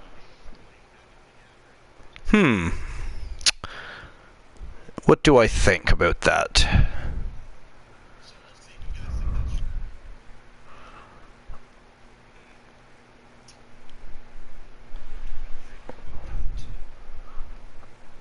I say true.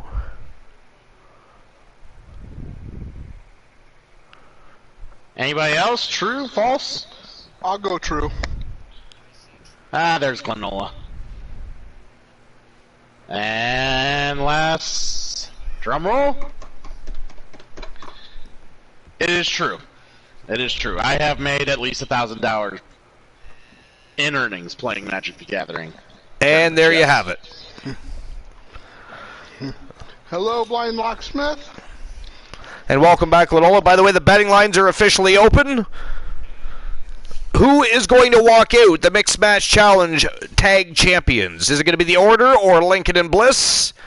And, of course, they do have a new tag team name that will be revealed when they make their way to the ring. But, that said, it is showtime and go time at matchup number 4.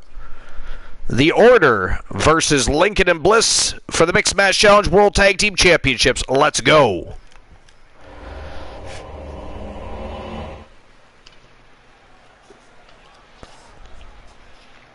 I don't know which of these two I can't stand less.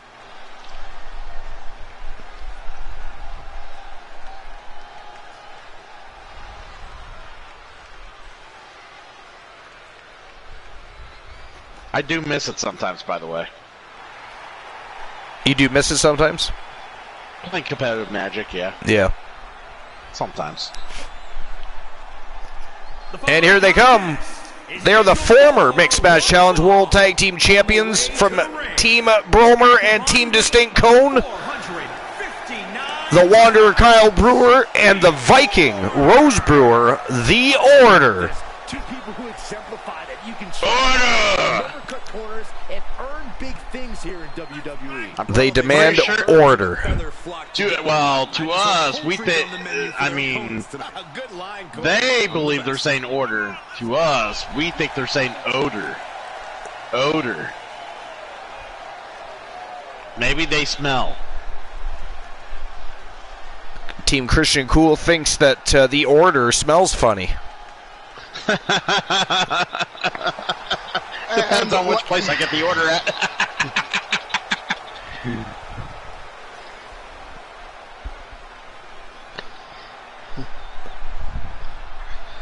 See, you said we thought it was funny. I got a fan. He has one fan. That's one fan. Oh, it's bound to happen at some point, Archer. Fair enough. Yeah. This is just like the fan. Oh, it's okay. Everybody believes that the Cool versus now a cult. So... And here they come, making their way to the ring. They are the reigning, defending, undisputed Mixed Match Challenge World Tag Team Champions. From Team Joe Link, the phenomenal Joseph Lincoln, and his partner in crime, Alexa Bliss. They are now known as the Outlaws. The Phenom, Joe The Outlaws, huh? Lincoln, and Alexa Bliss, the Outlaws. I'll put some Archer bucks on Lincoln. You gonna side with Team? What? You gonna side with Team Joe Link? Yeah, I'm gonna side with Team Joe Link. It's more like Team Bliss, but Joe Link's there. And those are the brand new Mixed Match Challenge World Tag Team Championships, by the way.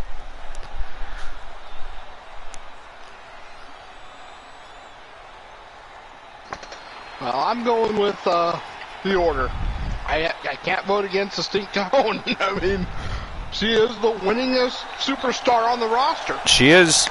She is the most winningest and highest. She's likely the most highly decorated, too. If I had to guess. I mean, she's won championships in the women's tag division, singles competition, mixed match challenge division. At one point, she was the queen of the Archerverse. This is pre 3.0, but she certainly has a decorated resume. I think she's been there twice. I think you're right about that, actually. This has become a very popular. All right, here we go. Oh! Kyle Brewer opening up with some big body shots on Joe Lincoln. It's almost like he has something personal against the man. Ooh, look at that. Joseph Lincoln, just like that, busted open the Wanderer, slammed his face off that turnbuckle. Ooh, body shot. These guys just going back and forth. Nice spine buster by the Wanderer. Decides it's time to get into there and rest a bit. Busted open already is Kyle Brewer. And now the Vixen's going to war. Oh, Bliss counters. Nice elbow to the face by Alexa Bliss. The champion taking down the former queen with a nice side Russian leg sweep. Look at she's going to take to the skies here. Oh! Yo! Wow! Ladies and gentlemen, the winners of the match by disqualification from Team Joe Link, the phenomenal Joseph Lincoln and Alexa Bliss, and they remain your Mixed Match Challenge World Tag Team Champions. Kyle Brewer threw Alexa Bliss off the top rope. As a result, was disqualified. I didn't even know. Like, I looked away for 2 seconds. Yep. The Wanderer got a little hands-on there. That is against the rules. You can only place your hands on the opponent of the same gender. So unfortunately, The Order immediately disqualified, and again, still your reigning, defending, undisputed Mixed Match Challenge World Tag Team Champions, the Outlaws. Well, that's an unexpected and abrupt end to that matchup. Brian Locksmith, we're not doing dark matches tonight because after the Warzone is the Queen of the Archerverse tournament. Yes, sir. We still have the Queen of the Archerverse Championship Gold Rush tournament. And we're just about to get to the 5th match of the main card, and this is going to be an absolute barn burners for the Andre the Giant World Heritage Championship. And look at the star-studded cast we have here. We have Sami Zayn. We have Mitchell Vaughn, Fat Lad from Team Dogface. We have Grim Devious. And I believe Grim Devious is from Team Tribal Chief. We have Stone Cold Steve Austin.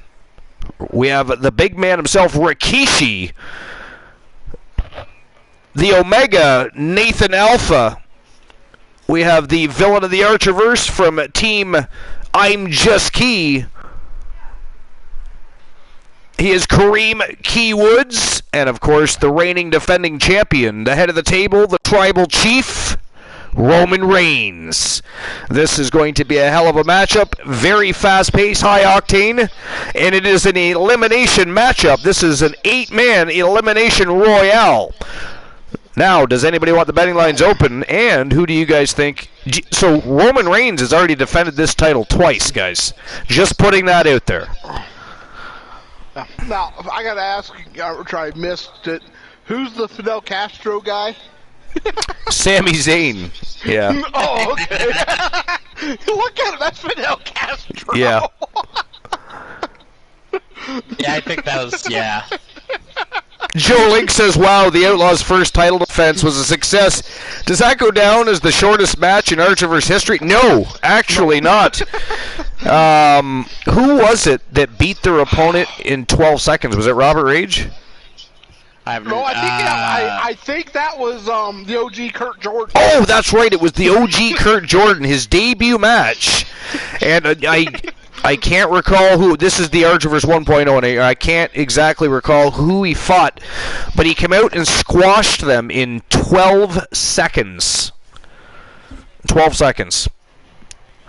But that was the most awkward ending to a matchup in Archerverse history because nobody expected that Kyle Brewer was. I mean, I think he just wanted to grab Alexa Bliss's ass and she fell off. Maybe she jumped. No, I don't know. I won't even call that the most awkward because you still have Psycho Sid getting the Wolfman disqualified by touching him. Fair. That was weird. Joe Link is opening the betting line. So while we're having discussions here about happenings and potential happenings in this matchup, I'll go ahead and open up the betting lines for the matchup. Give me a moment.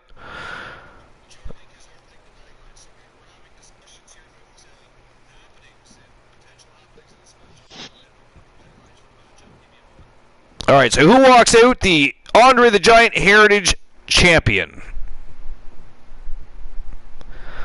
Is it going to be Sami Zayn? Mitchell Vaughn from Team Dogface.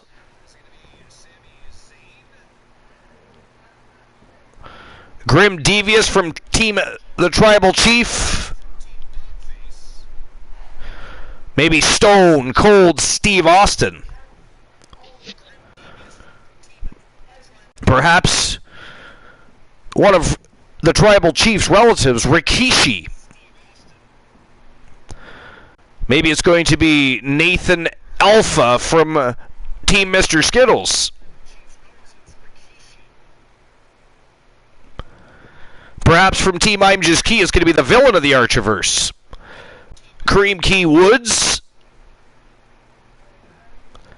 Or is it going to be the reigning and defending undisputed Andre the Giant World Heritage Champion, the head of the table, the Tribal Chief, Roman Reigns?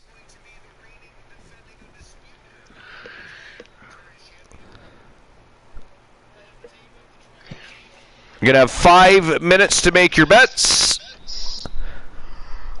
And And there you go, guys. The betting lines are open for the match. Okay, so Glenola, Christian Cool, Joe Link, everybody else.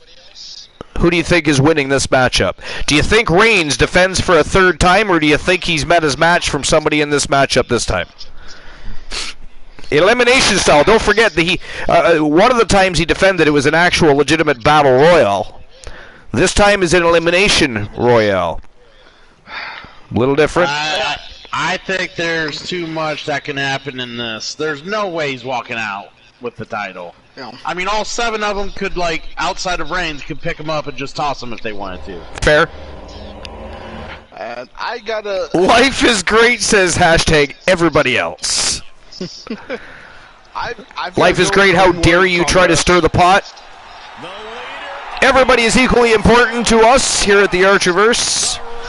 But if we sat and named you all individually, I mean, we'd be sitting here for hours, and we have things to do, matches to call, people to make fun of. I mean, we're busy people. So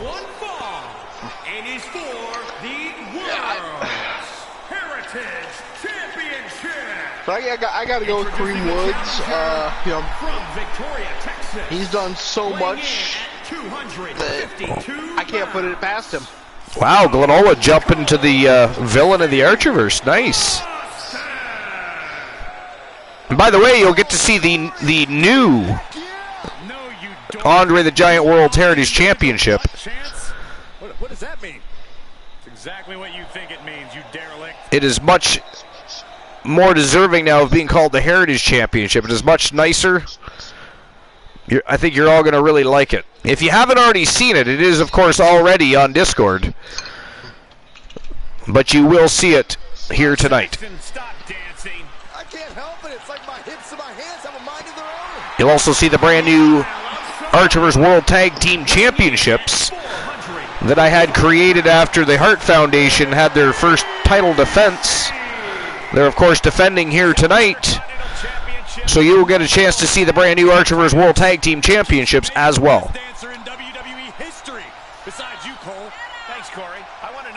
Things are heating up as we head into the WCW Bash of the Beach stream per view. The first big extravaganza of the Archerverse 3.0. And it's just a little over 3 weeks away. You're going to see the roster of the Archerverse Wrestle Wars taking on WCW Thursday Night Thunder in a battle over bragging rights, supremacy, and a lust and thirst for blood and gold. It is going to be absolutely fire, a thrill ride that you do not want to miss. 10 matches of epic awesomeness personified. And who knows what is going to happen. It is the one time a month that you'll get a chance to potentially see perhaps a Vinny K superstar grab a hold of an Archerverse Championship belt or vice versa. And of course, if that happens, that means somebody has bragging rights for an entire month. That is ghastly to even think about. Of course, if you go back to the Archerverse 2.0, the Iceman Christian Hart saved the Archerverse by not only maintaining his status as world champion for the Archerverse, he also managed to steal the WCW World Heavyweight Championship from the at that time then champion, the Wolfman Alan Severn. Much to the dismay of Team Glenola, I'm sure. Doesn't like to hear those stories. Christian Cool, however, loves to reminisce about the success of the Iceman. No, I gotta say, it was a hell of a match. That's one thing. Oh, it was. It was. The Wolfman and Hart have had just great matches. And I can honestly speak for the Wolfman when I say he has the utmost respect for Christian Hart. Yeah, I don't doubt that. Christian Hart would hope so, otherwise he'd be in India. And let's not forget that Christian Hart and Alan Severn, about a week later, had another grudge match. No title was on the line. That matchup was almost an hour long, and the Wolfman tapped out Christian Hart with a hammerlock. That is how tired those two men. They took each other to hell and back in that matchup. It was awesome to watch. Submission hold after submission hold, technical I mean, they were putting on an absolute clinic, and it was an instant classic.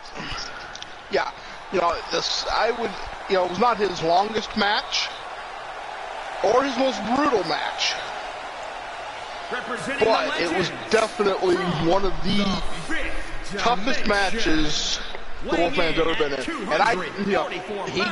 Wolfman gives Christian Hart a lot of shit about tapping out to a hammerlock. Yeah. But It's a big time opportunity. even he has to admit that it didn't really matter what submission hold got put on to.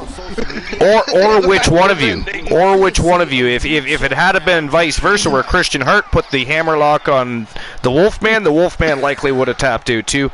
It was just that kind of a matchup. It was back and forth. It was an amazing match to watch. It was a lot of fun.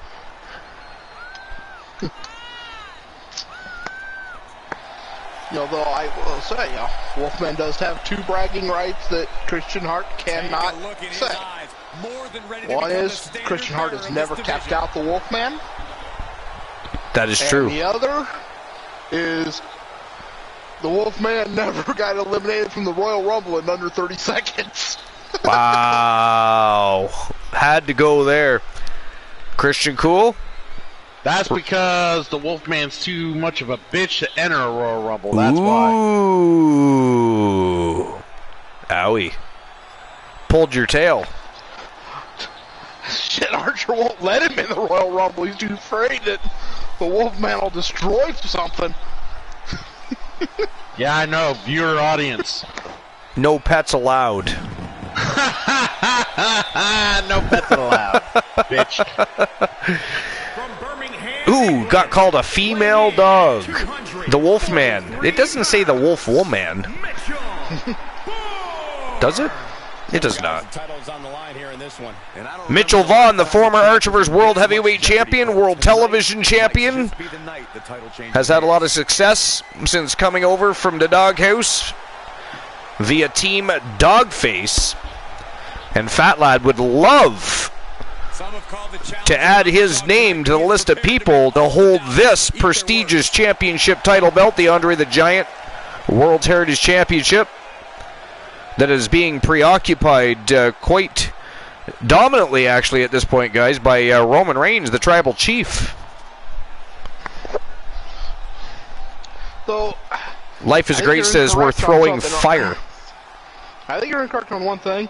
It's Mitchell No Name. Mitchell No Name. Yeah, Soul Ember's in his stutter bus. We love Soul Embers. What? And speaking of Glenola's choice, the villain of the Archerverse, one of the three from the place to be, Trigger Talk TV. He is Kareem Key Woods, former Archerverse World Heavyweight Champion, former WCW World Heavyweight Champion, former World Television Champion, Archerverse World Tag Team Champion. He has pretty much done it all, and he too as well would love to add this to his list of accomplishments and go home with the gold and party all night long with the rest of the Tons of Funk Boys. And I haven't chosen a victor for this, so let me weigh in on this. I got to kind of respect Glenola's standpoint with the villain, and I'm kind of sort of leading that way myself. So let's assume Roman Reigns does not retain here tonight, which I agree with Christian Cool. Very difficult for Reigns to do this time. This is not just a battle royal where he can come up from behind and toss you over a rope and eliminate you. He's got to pin, submit, or knock your ass out. There's 7 other opponents in there, and they are all hungry for gold. That's what Sammy's trying to tell us, right? That's exactly what I Sammy's think been trying to tell us forever. Crooked referees, biased general managers, vacated. I am going to have to go with turned away former allies of Sami Zayn like Cesaro, Shinsuke Grim Devious in this one. And I know that sounds like it's out of left field, but Grim Devious is has still yet to be defeated on television. He did lose a dark match, which was kind of controversial. People seem to forget how And I think he is just waiting to have that breakout moment. This is a great opportunity. He is a young superstar, and being given an opportunity that most people at his point in his career are not going to get offered to, so he's going to be looking to make a statement and rise to the occasion. I don't know. I think Grim Devious is to be. We got to keep an eye on him in this matchup, I think. And here comes the reigning, defending, undisputed Andre the Giant, World Heritage Champion, the tribal chief himself, the head of the table, Roman Reigns.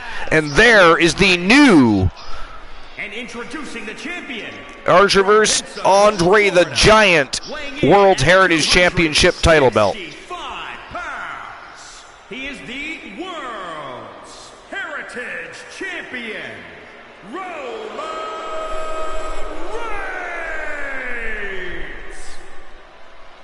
The man who upholds the Anoa'i family legacy by any means necessary.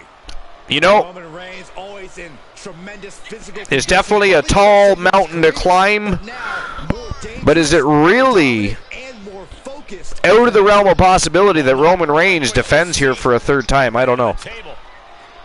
Christian Cool says no. We know his standpoint. I don't necessarily disagree, by the way. I'm just putting it out there. Is it really out of the realm of possibility? I mean, the man has been doing great things. There's the possibility, but And by the way, that belt looks so much nicer. it does look nice. But if these wrestlers are smart, they're going to go after him first. He's going to be their first one eliminated. They're going to work together to get rid of him. Yeah. That way, that's guaranteed one of them will win the title. The Blind Locksmith, Tables is on WCW Thursday Night Thunder, my friend. So you won't see Tables until Tuesday for the TWA Showdown. Or, if he's in the King of the Archerverse Championship Gold Rush tournament, I can't remember if he is or isn't. He might be. That would mean he'd be going to battle tomorrow night.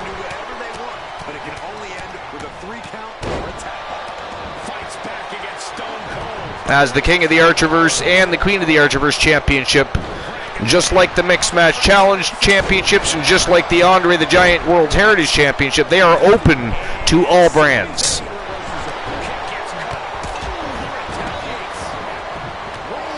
And look at the chaos engulfed in the squared circle at the moment. That is absolutely crazy.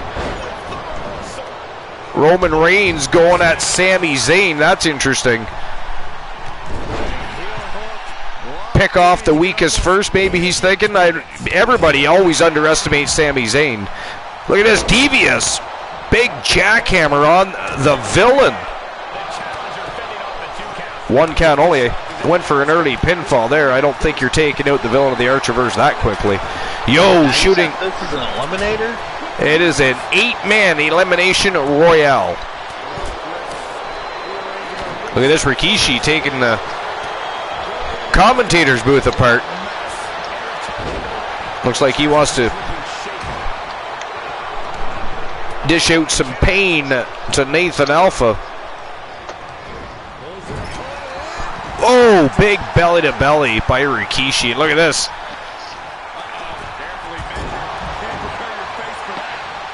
The villain dropped face first on the turnbuckle. Snake Eyes. Stone Cold Steve Austin duking it out with him. Fat Lad got a pinfall attempt here on Roman Reigns, but I believe that was only a 1 count. Did that make it to 2? They kind of cut the camera there.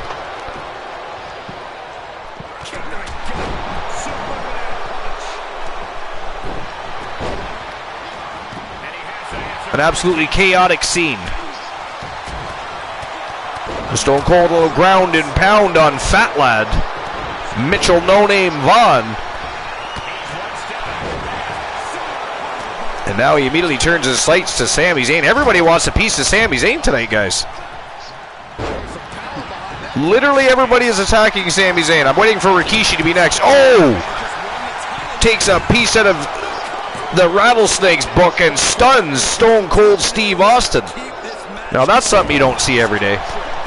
No. Look at this, the villain's gonna fly, take into the skies, he is, but Stone Cold says no fucking way and rolls out all the way across the ring and outside. Rikishi, wow. Rikishi flew from the top turnbuckle down to the outside with a big double axe handle, takes out Nathan Alpha.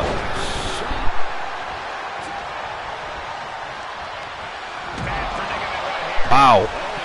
A dominator by Rikishi. Look at Roman Reigns with Grim Devious. Devious, though, with some big elbows on the side of the head. And over the top rope. Nope, Reigns hangs out of that top rope, but Devious grabs a hold of him, and he is going to pay the price for that. Big clubbing forearm sends Reigns face first into the canvas. Look at this. Springboard DDT by the villain, Fat Lad. Had his head spiked to the canvas, and now he's going right after the Rattlesnake. And it looks like Grim Devious not done with the Rattlesnake himself. Wow, Roman Reigns outside the ring, laid out. Sami Zayn is laid out. Rikishi just laid out Alpha. Devious just hit the floor. Austin chased him outside the ring. It is absolute pandemonium in there, guys.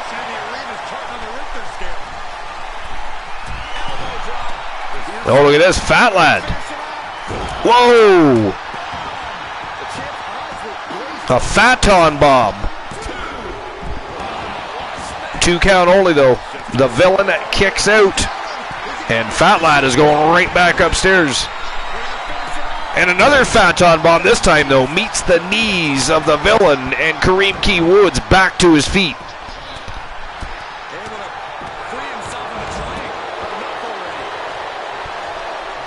Roman Reigns finally back to his feet. And then a basement dropkick right to the back of the head of Sami Zayn. Alpha with some big body shots to Rikishi, trying to free himself of his grasps. And look at this. Vaughn eating the canvas. Nice reversal. A little bit of payback there. Taste of his own medicine. It was the villain eating the canvas. Fat Lad's going right back upstairs. And another Phaeton bomb. Very quickly covers up the villain. And that is it. That is all. The villain has been eliminated. We are down to 7. Big German suplex on Roman Reigns, but look at this. Sami Zayn coming to the aid of Roman Reigns here. Reigns has it locked and loaded, and he lets him out of the submission hold. Could have been a strategic move to wear down. And now Reigns taking his shots at Vaughn. Oh, Zayn from behind. Apparently Sami Zayn did not like the interference from Roman Reigns. Turned his back on Reigns and is now on the attack of the Tribal Chief. Reigns slams on the binders, though. Zayn grabs him hold of him anyways. Vaughn from behind, though. And over the top rope goes Sami Zayn, but he hangs onto that rope. Big right hand to the face of Vaughn, and now Roman Reigns looking to knock Sami Zayn off the ring apron. So far, unable to do so. Neither is Vaughn, and back in comes Sami Zayn. And right back to the chaos that has engulfed the squared circle.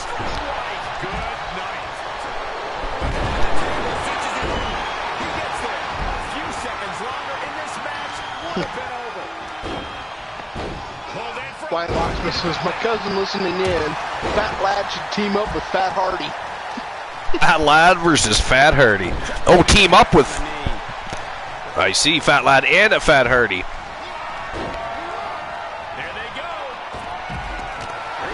Man, oh man. A drop kick backflip by Alpha, but paid the price for that, though. Didn't do a whole lot to Vaughn, and he just flattened him. And now they're just trading shots. Rikishi from behind, though. Alpha better watch out. Oh, Rikishi completely backed off there. Vaughn has been eliminated. We are down to 6.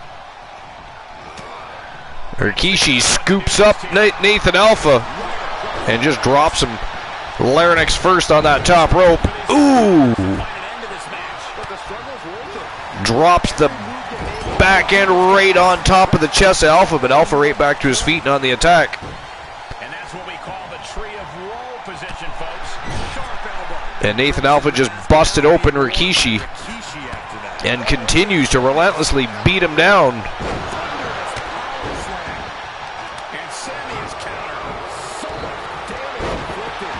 Nice cutter. And a standing shooting star press, but met the knees of Rikishi, and Rikishi back to his feet. And picking up on that opportunity. Nice escape there by Alpha. Big knife edge chop and another backflip dropkick. And again, doesn't really do a whole lot to the big Rikishi. It's like drop kicking a brick wall. Wow, the head of the table with a big guillotine locked in on Rikishi. And that is it for Rikishi. He taps out. He has been eliminated. We are down to 5.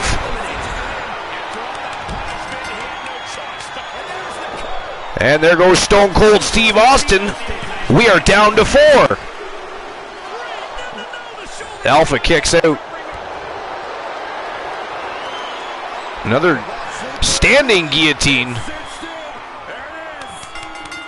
And Devious taps out. Holy shit, we're down to 3. Sami Zayn, the reigning defending champion, and Nathan Alpha from the Legends.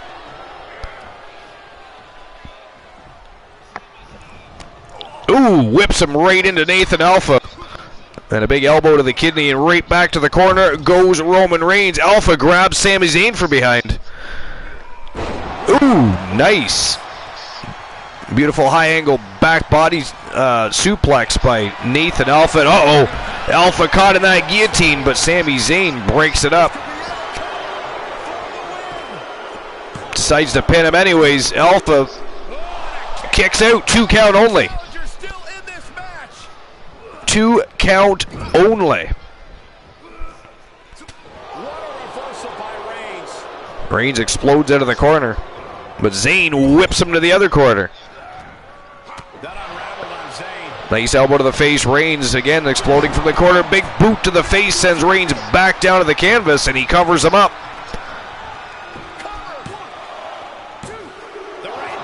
But Reigns kicks out, 2 count only, and Zayn goes right after Alpha, but Alpha, wow, busted him open with that one. And Sami Zayn has been eliminated. It is down to the Omega, Nathan Alpha from Team Mr. Skittles, one half of the Legends. And Roman Reigns, the Tribal Chief, the reigning defending Andre the Giant World Heritage Champion. And Kraken Skulls has arrived. Acknowledge him. Wow. Beautiful. Look at this. Alpha's gonna fly. Yo! 630 splash. But Reigns kicks out. 2 count only. Kraken Skull says can't stay for long. Not here for a long time, just here for a good time. Wow, diving Hurricanrana by Nathan Alpha, and he is still measuring the champion up here. Whoa. Wow, ladies and gentlemen, that is it. That is all. The winner of the match from Team Mr. Skittles. He is one half of the Legends. He is Nathan the Omega Alpha, and he is your new Andre the Giant World's Heritage Champion. So I guess Christian Cool was correct. 7 opponents, just too much for even the Tribal Chief. Nathan, the Future Alpha. No, that's right, he changed his name to the Future from the Omega. For a very long time. So a brand new Andre the Giant World's Heritage Champion has been crowned. And I will issue the payout from that matchup. And I'll be honest, I did not expect that as an outcome. Alright, we have officially entered the championship round, so do not spend your Archiverse bucks opening up the betting line. Save it for betting on the matches. The next matchup of the night, the first match of the championship rounds, is for the Archiverse World Tag Team Championships. It is Alpha Academy. Chad Gable and Otis taking on the best there is, the best there was, and the best there ever will be, ×2. From Team Christian Cool, the Iceman Christian Hart and Bret the Hitman Hart. They are the Hart Foundation, and they are the reigning defending champions. Their titles are on the line, and that is next. Alright, so I'll open up the betting lines. Give me one moment. Christian Cool, what do you have to say? I mean, the Alpha Academy is a formidable team, but they are. I think the Hart Foundation will make sure they stick to class. Glenola, what do you think? Well, I got to go with the Hart Foundation on this. That's, you know, you got Bret Hart, who time and again has proven you don't underestimate him. You know, he can slap that sharpshooter on from just about anywhere. And then you got Christian Hart, who, you know, as I discussed earlier, is a tough son of a bitch. He is. Ask Alan Severn. If nothing else, he's going to put his hand right into your balls and drop you. I mean, the Nutter. Wow. You know. He does like to fondle the testes. Mr. T in the house. So, what's going on, Mr. T? Welcome to episode number 313, sir. Good to see you in the house. Mr. T. TT Man. The silent assassin of the Archiverse. You know, he is right. I am slightly biased on that. Anyways, Glenola, you were saying. I'm Mr. T. No, it's, you know, pretty much, you know, I got to go with the Hart Foundation. Gotcha. Much as I don't want to, but, you know. What, you don't like choosing winners, Glenola? I mean, I understand you're a bit of a loser, but... No, I just don't like rooting for Christian Hart. Wow. Just under 4 minutes left of the betting lines. Put your Archiverse bucks where your mouths are, but it is showtime and go time for the first matchup of the championship rounds. Alpha Academy versus the Hart Foundation. Let's go. I am finer than Frog's hair, Turret Man. Finer than Frog's hair. We are all well, Mr. T. I got done doing my community stream earlier, and now spending some wonderful pleasantries with the Archiverse here. And here they come. The #1 contenders, or current #1 contenders, to the Archiverse World Tag Team Championships, Chad Gable and Otis. They are Alpha Academy.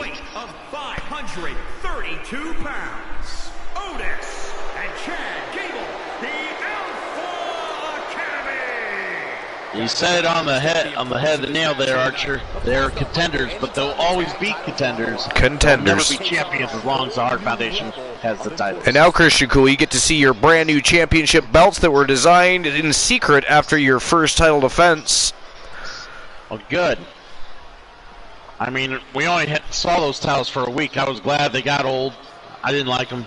Got some new ones. I'm ready for them. And here we go.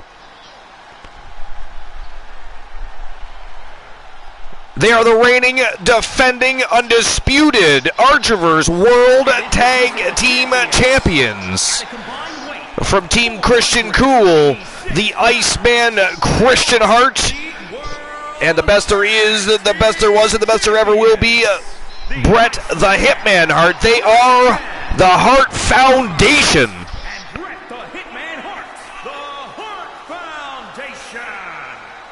Title defense for the champs coming up next, guys. It's definitely a big match for them, Cole, but given how they've looked of late, I suspect they'll walk out of here the same way they walked in, as champs. Represent, baby.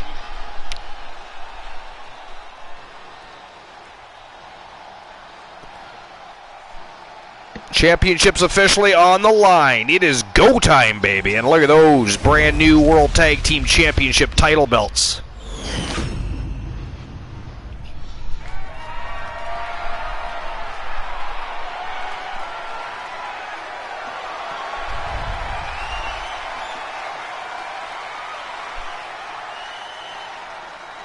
These tag titles hold a lot of meaning for both the champions and the challengers.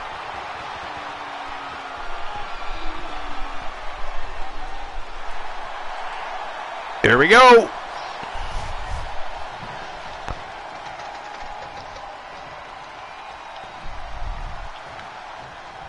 Is it just me or Otis kind of looked like Trevor Murdoch? A little bit, actually. Kind of weird. I'd probably choose the challenge for these. Trevor Murdoch recently, not long ago, was both the NWA International Champion and the NWA World Heavyweight Champion for a little while. Yeah. Whoa! Suplexed the Iceman by his head. Chad Gable with a little ruthless aggression there. Yes, ruthless aggression. Ruthless. Glenola says, Archer, that is never good. Never good. Never. Swear jar time. Did I swear? I didn't swear. I'm good? Did I curse? I don't think I cursed. Glenola has redeemed a swear jar. He did. That's, but I don't know when that was done, and I can't remember if I said the wrong word. Or words. Not You're yet? fine. Okay. I am good to go. I am good to go. All right. Big knife edge shot by Bret the Hitman Hart. Bounce Chad Gable right off the turnbuckle. And look at this hamstring stretch. We're also wrenching away at the knee joint. Able to free himself from the agonizing submission. Gable reverses, tosses Bret into the ropes, but they end up colliding. And, ooh, nice takedown by Gable.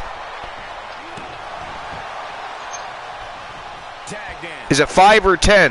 Are you talking about the redemption? I believe it is 5. Yeah, Glenola says 5, Blind Locksmith says 5, so it is 5.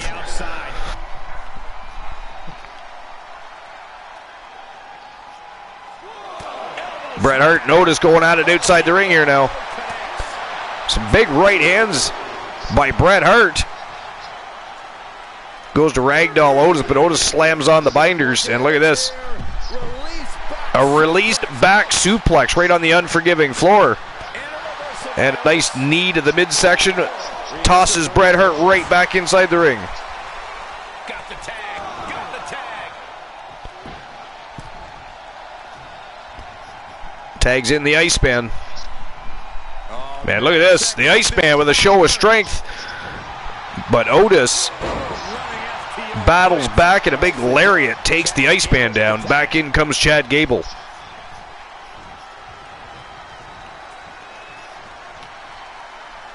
Time to go for a ride. Whoa, exploder suplex by Chad Gable. Down goes the Iceman.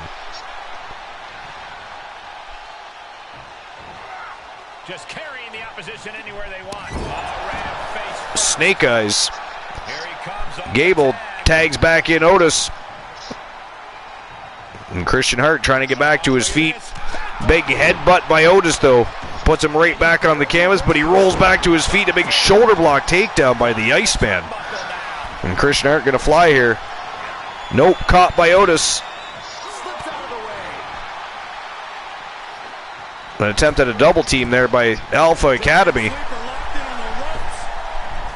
But Gable had no choice to leave alone. He had a dragon sleeper locked in on his partner.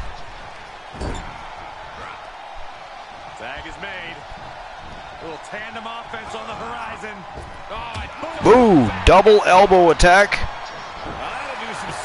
Down goes Otis, and Bret the Hitman Hart now in full control.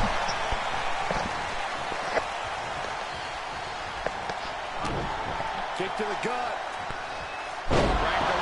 Nice falling neck breaker by Bret Hart. And now Bret Hart going upstairs.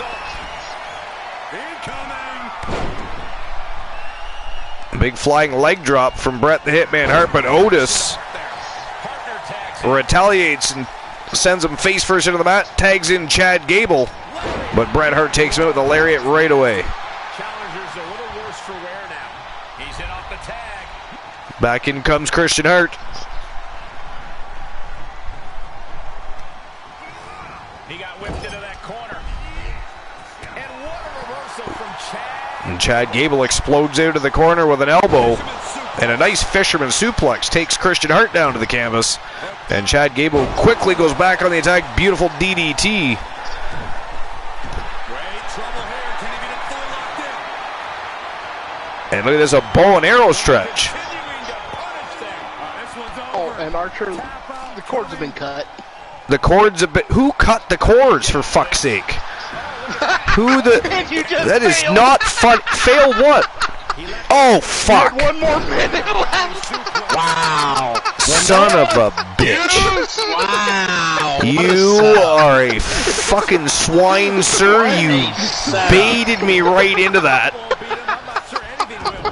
God damn it. All right. So, cut the cords is what? Is that 5 minutes or 10? I got to look. And then the swear jar is a whole match. 10 minutes. 10 minutes. All right, so I'll do the 10 minutes now. I'll wait for the band for the next match. Is that fair? Yeah. Okay. So, although to be fair, I might miss this match in 10 minutes. But, all right. Son of a bitch. It is not fun. Somebody want to ban Mr. T, please? Stir in the pot, laughing at my demise. Not appreciated. Not okay. How dare you, sir? It is not funny. There's nothing funny about that. That is absolutely the trickery, the treachery, the insubordination is ghastly.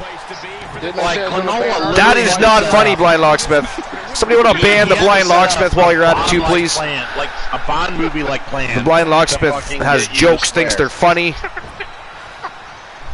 They're not funny either. You guys are not funny at all. Cool. Didn't I say I was going to ban Archer twice in his stream tonight? Technically, you didn't ban me that. Actually, I'm not going to finish that sentence.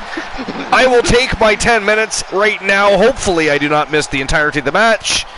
And then I will, unfortunately and grotesquely, have to accept a banning for the next match. So, and I do have to take off. I'm sure you do. Excellent. Villainy and dash. Yeah, have a great night, Glenola. Thank you for your continued support and your contributions here to the show here on episode number 313. Thank you very much, Glenola. And it looks like you're flying solo for at least 10 minutes. Christian Cool. Yeah, wonderful.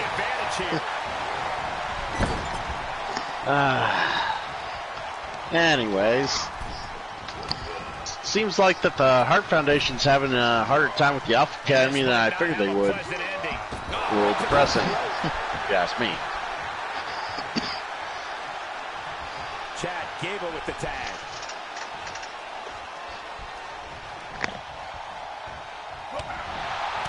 He saw it. All right. Taking advantage.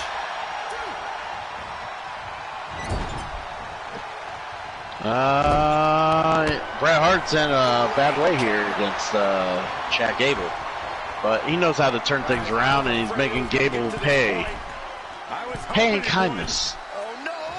He's returning fire.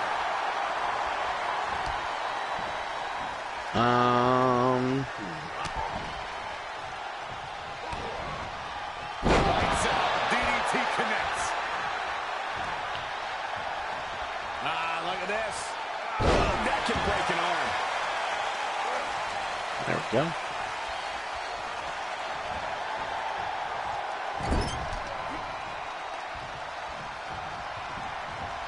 Up he goes. Jarring impact. The challenger being outclassed here. And this is Alright, the Hart Foundation doing what they do best here. To find a way to shift into that extra gear. Moved at the right time. Bang, nice contact there. And Gable had it scouted.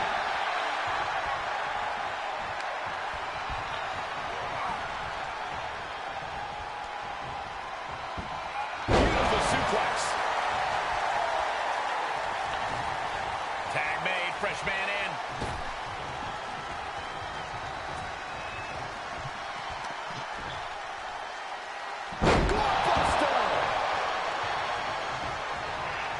Comes in off the tag.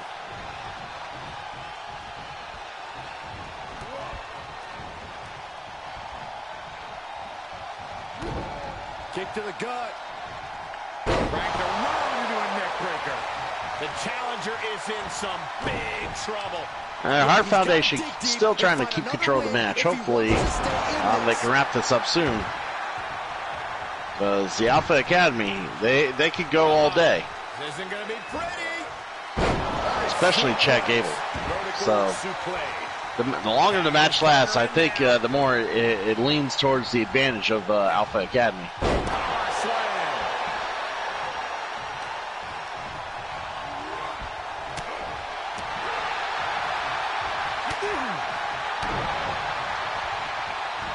Oh, this is going to hurt.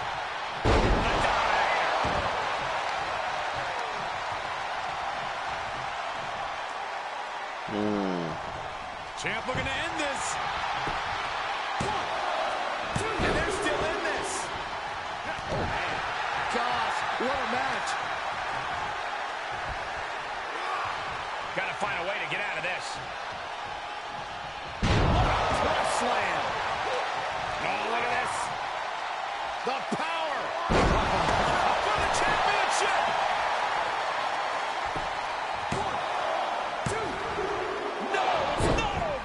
This is what champions are made of. Always finding that. The Hart Foundation was this close to losing the titles. The Alpha Academy, like I said, they're taking advantage of the fact that the match is starting to go a little long. Otis was just a step slow. The Hart Foundation need to wrap this one up quick if they're going to survive. He makes the save for his team.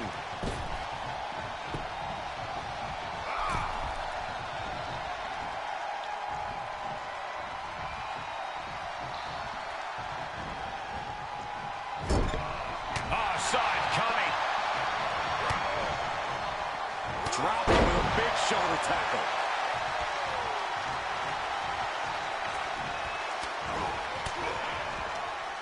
He takes control. Look at that power, Byron. Yeah, that was just careless intent. Oh, that shot by Otis. With the tag is Chad Gable.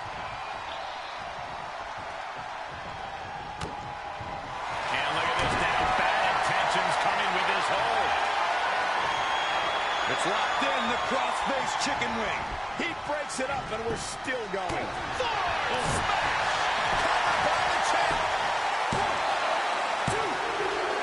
Oh, will they get it here? And they do. The Hart Foundation. And ladies and gentlemen, that is it. That is all. The winners of the match, and still the Archiverse World Tag Team Champions. From Team Christian Cool, the Iceman Christian Hart and Bret the Hitman Hart. They are the Hart Foundation. And that was a great match, even though I had to ride the pine for it. And unfortunately, I have to ride the pine for the next match, too, thanks to our traitorous, treacherous little bastard swine of a friend, Glenola. Yeah, he is a bit of a dick. Swine.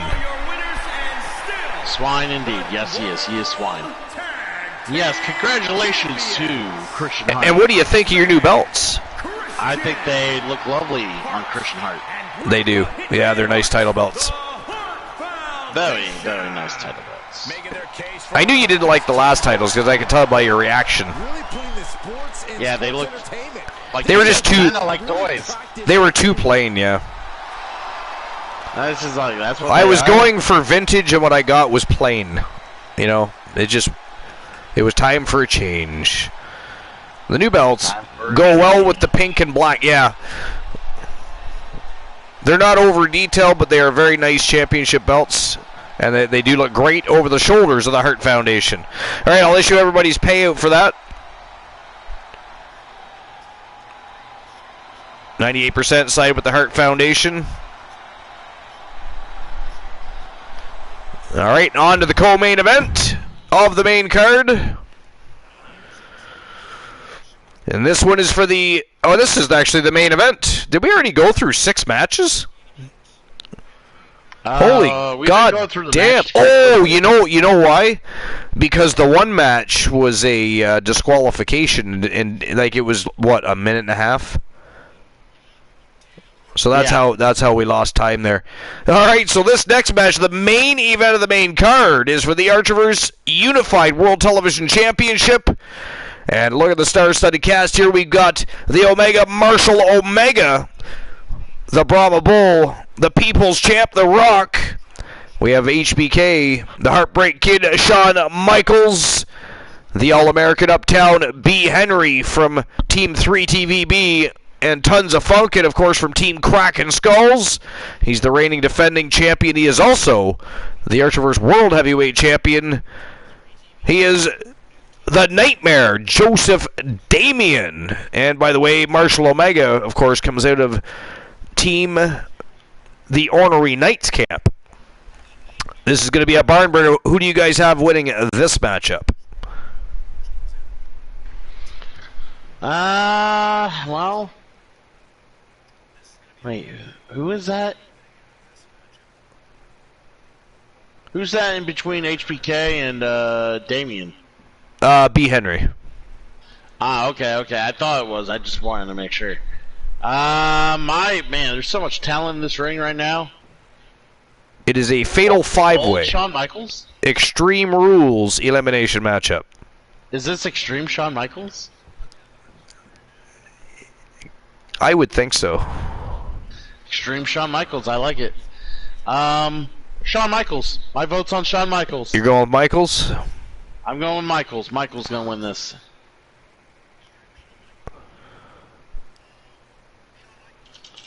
All right, you know what? I'm actually gonna go with. I say that the Nightmare Joseph Damien retains. He's been on a tear. I mean, what he's done has been absolutely, literally, no pun intended, phenomenal lately, becoming the Unified World Television Champion and the Archiverse World Heavyweight Champion. He's a double champion.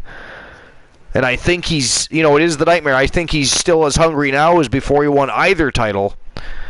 And it's Extreme Rules. It's kind of right up his alley. I don't know. But again, like you said, the talent in the ring right there, The Rock, Omega, Michaels, Uptown B. Henry, they're all multiple-time champions. It's a tough one. It is a tough one. All right, but who walks out the Archiverse Unified World Television Champions? Is it going to be Marshall Omega from Team the Ornery Knight? Maybe it's going to be the People's Champion, The Rock. How about the Heartbreak Kid, Shawn Michaels? Or the All-American Uptown B. Henry from Team 3TVB? Or perhaps the reigning defending champion from Team Kraken Skulls? You're going to have 5 minutes to make your bets. And here we go. Betting lines are open. And it is now showtime and go time for the co-main. Well, no, sorry, I keep saying that because I'm expecting another matchup, but the fact is we just simply missed out on a match because of that disqualification, and I can't wrap my head around it.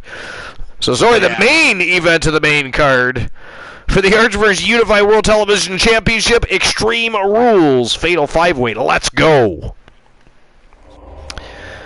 But yeah, I'm gonna side with the Nightmare Joseph Damien, and unfortunately, again, because of our swine of a friend, I've been banned from this match. He snuck a swear jar in and then managed to bait me into getting caught up in that swear jar, so I also had that 5 minutes of bliss for 10, or sorry, not 5 minutes of bliss, it was cut the cords for 10 minutes, and now I have to accept a banning because I lost the swear jar challenge. But you're left in good hands. The coolest cat in town is still the co-host with the most, and will be commentating and or doing play-by-play and discussing anything he does or does not like about the matchup in the process, I'm sure, while I'm MIA. Enjoy the match. I'll see you when it is finished. And then it is time, ladies and gentlemen, for the undisputed queen of the Archerverse to defend her crown and robe, because immediately following the Archerverse War Zone, it is time for the Queen of the Archerverse Championship Gold Rush Tournament, baby. Yeah!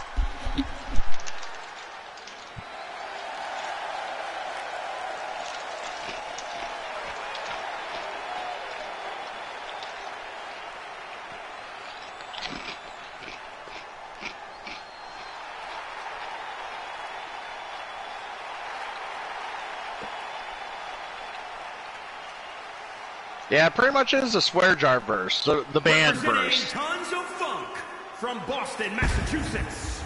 Weighing in I love how Archer starts banning people on my channel and it scares people away. Like, people are like, why is he banning people?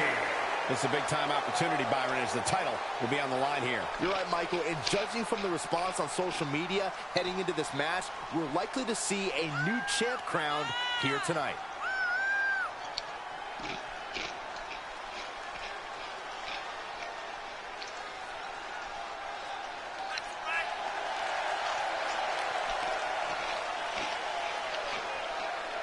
He has poured blood, sweat, and tears into obtaining this title opportunity. Now, he needs Alexa does have a very tough opponent in Olivia Payne. You are right, Joe Link. If I had to put my money on someone, it'd be Olivia Payne. I feel bad for poor Miss Bliss.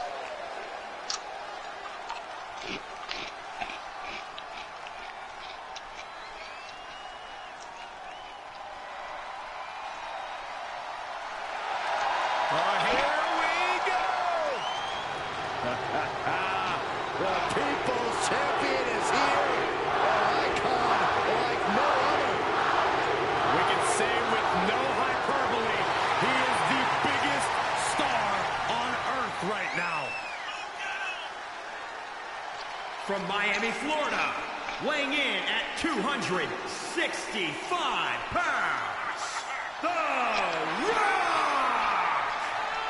He's the biggest star in the world, not just in sports entertainment, but in all of entertainment. You can feel the electricity surging through the building right now. Everyone with chills up and down their spine.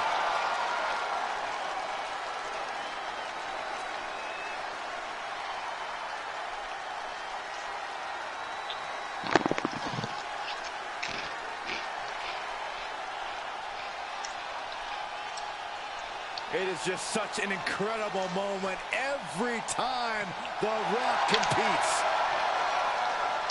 Desire to be the best ever has been fulfilled. The Great One possesses amazing agility, power, and stamina. Brahma Bull looks set to run over the competition here tonight.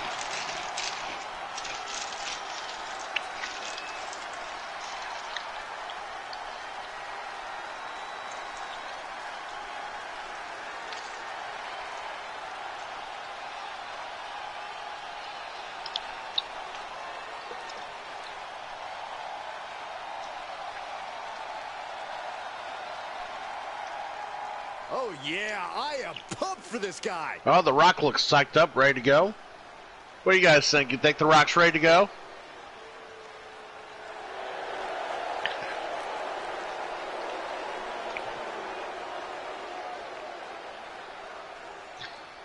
All right, I want an honest opinion. You guys participating in chat, I want an honest opinion.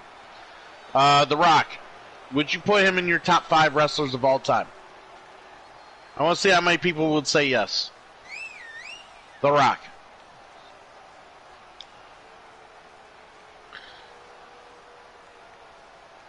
Mr. T, you don't count. You are not a true pro wrestling fan. I'm kidding. I'm kidding. But you would, though. Okay. Ouch. Blind Locksmith says yeah.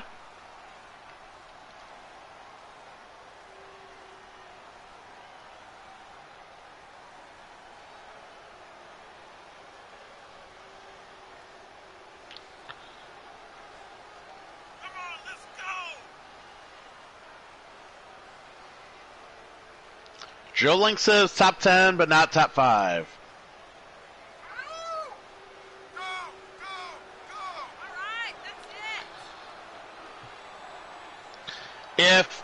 If I had to, I guess, God, well, if you want to ask me who if I had to, I would put him in my top 10. Definitely. I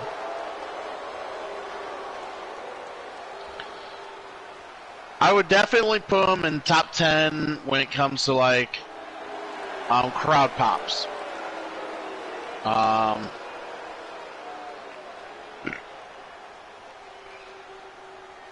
Like maybe for crowd pops, yeah, he'd be in my top 5 even. Cause yeah, The Rock gets such a big pop. Promo, he'd be top 5 in promo. Like, not very many people in wrestling can top his promo skills.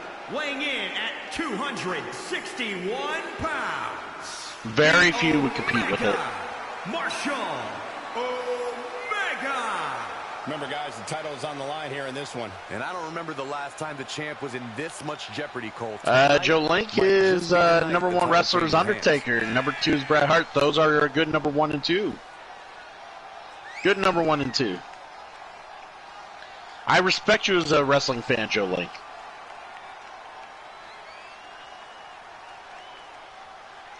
Exactly. He made the hurricane. He was able to get the hurricane over. WWE Universe is buzzing about it.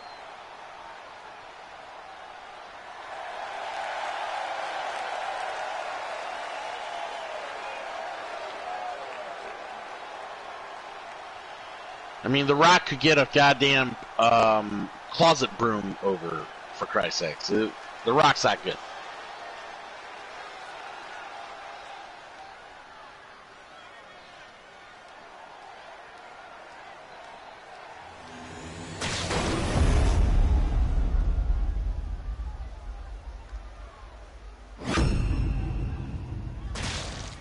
Highly anticipated championship match set to begin. Now, this is a 5-way to see who will be the champion at the end of the match. Not the type of match for people with a weak constitution to participate in or to witness. 5 men, only 1 can be the champion. Let's see who it will be. I'll avert my eyes when things get ugly. B. Henry. There's a neck breaker. Be getting it on with all these superstars, that's for sure. Michael saves himself. Clothesline. Forcefully delivered. There's some power behind that punch. Well, wherewithal to counter HBK. Still in it. What a gutsy performance. Oh, that'll break his arm. Vicious. I think it's an elimination. I think so. I don't know 100% for sure. Archer tends to like eliminations, so I wouldn't be surprised if it's elimination. Ready for each other. Byron, is it possible to avert disaster in a matchup like this? Competing in WWE is grueling enough, but when it's all I can say, if it was a 1-fall finish, I'd feel bad for the champion. a different level of combat, things break down very But yeah, like your own destructive musings. Patrick the Void, hoy, hoy. To the outside. Good to see you. This could get wild.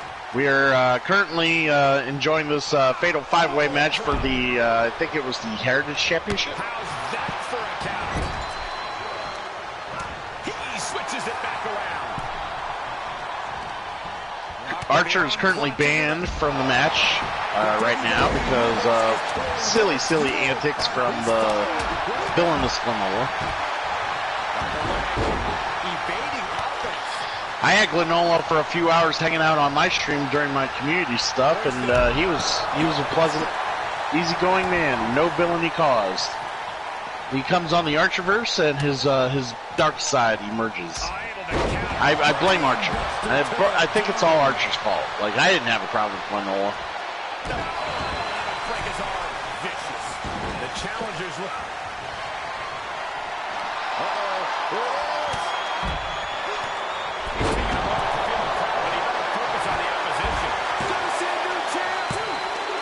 This is some good action here. I am in shock. What's it going to take to keep this guy down? And, who is that? Yeah, Marshall Omega doing some good work against HBK, against B. Henry inside that ring. He's kicking some of that ass.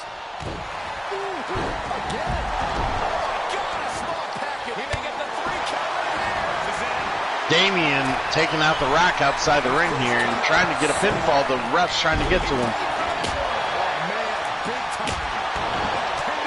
Unfortunately, it took too much time for the ref to count the Rock already getting back up. It's hard to call everything going on, but Damien trying to tap the Rock out, which is the highlight of what's going on right now.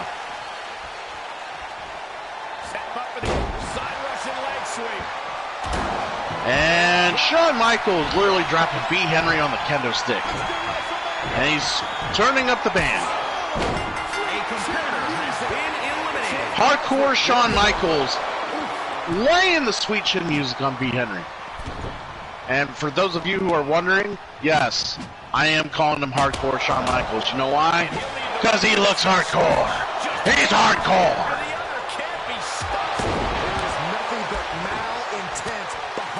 Of these attacks. Look at him go, guys. He's hardcore.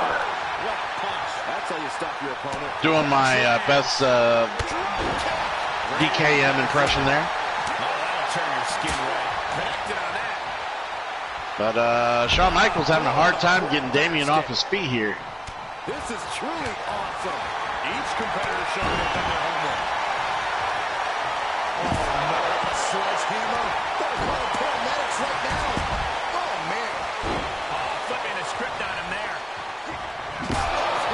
I haven't seen Shawn Michaels look this good. And this whole new look he's got going on for him is, it's deafening. I mean, he's older, he's gotten wiser, but man, he's gotten even more brutal. And the ref can't even start the count. I mean, I know Shawn Michaels had told me recently that times are tough, but man, I didn't think he'd go get this tough. The Rock hitting the bat. And he heads out of the ring. What's the Rock going to do with that bat? No worries. I wonder. Back in under the ropes. Omega not letting him have any fun with that bat. Probably for the best.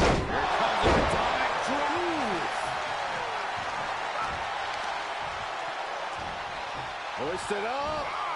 And I don't know how long Damien's going to sit on that sharpshooter. I can't imagine HBK is feeling great here. Where can that hold now? He's got it locked in. It's locked in. Now would be a wise time to submit. Ooh, that hurt. All right, well, Woods is going to have Shawn Michaels in that sharpshooter, or not Woods, but Damien. Joseph Damien's going to have him in that sharpshooter forever. And Archer changes people's names like BKM does. And we got Omega here taking care of the Rock. Yeah, Joseph Damien doing his Christian Hart impersonation, not letting go. I feel bad for HBK. I don't even know if he's going to have a back by the time it's all said and done.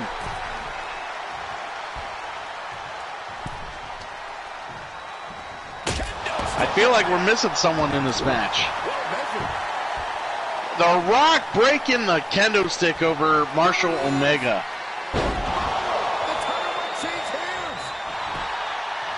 Oh, man. Marshall Omega might be done here. And you can't pin him because the ref is too focused on the glitched out Joseph Damien.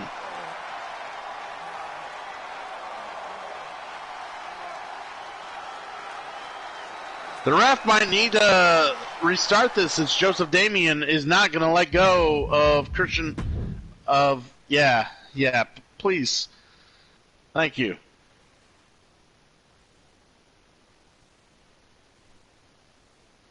Yeah, that's why I was saying the wrestling gods may have to intervene. Yeah, he wasn't going to let go of his Christian Hart impression, that's for sure.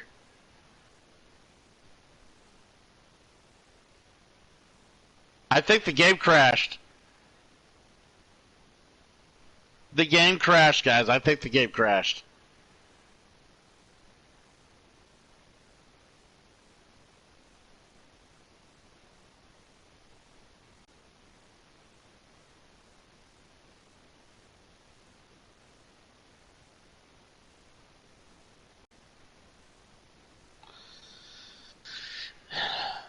Yeah, we got some technical difficulties, guys. The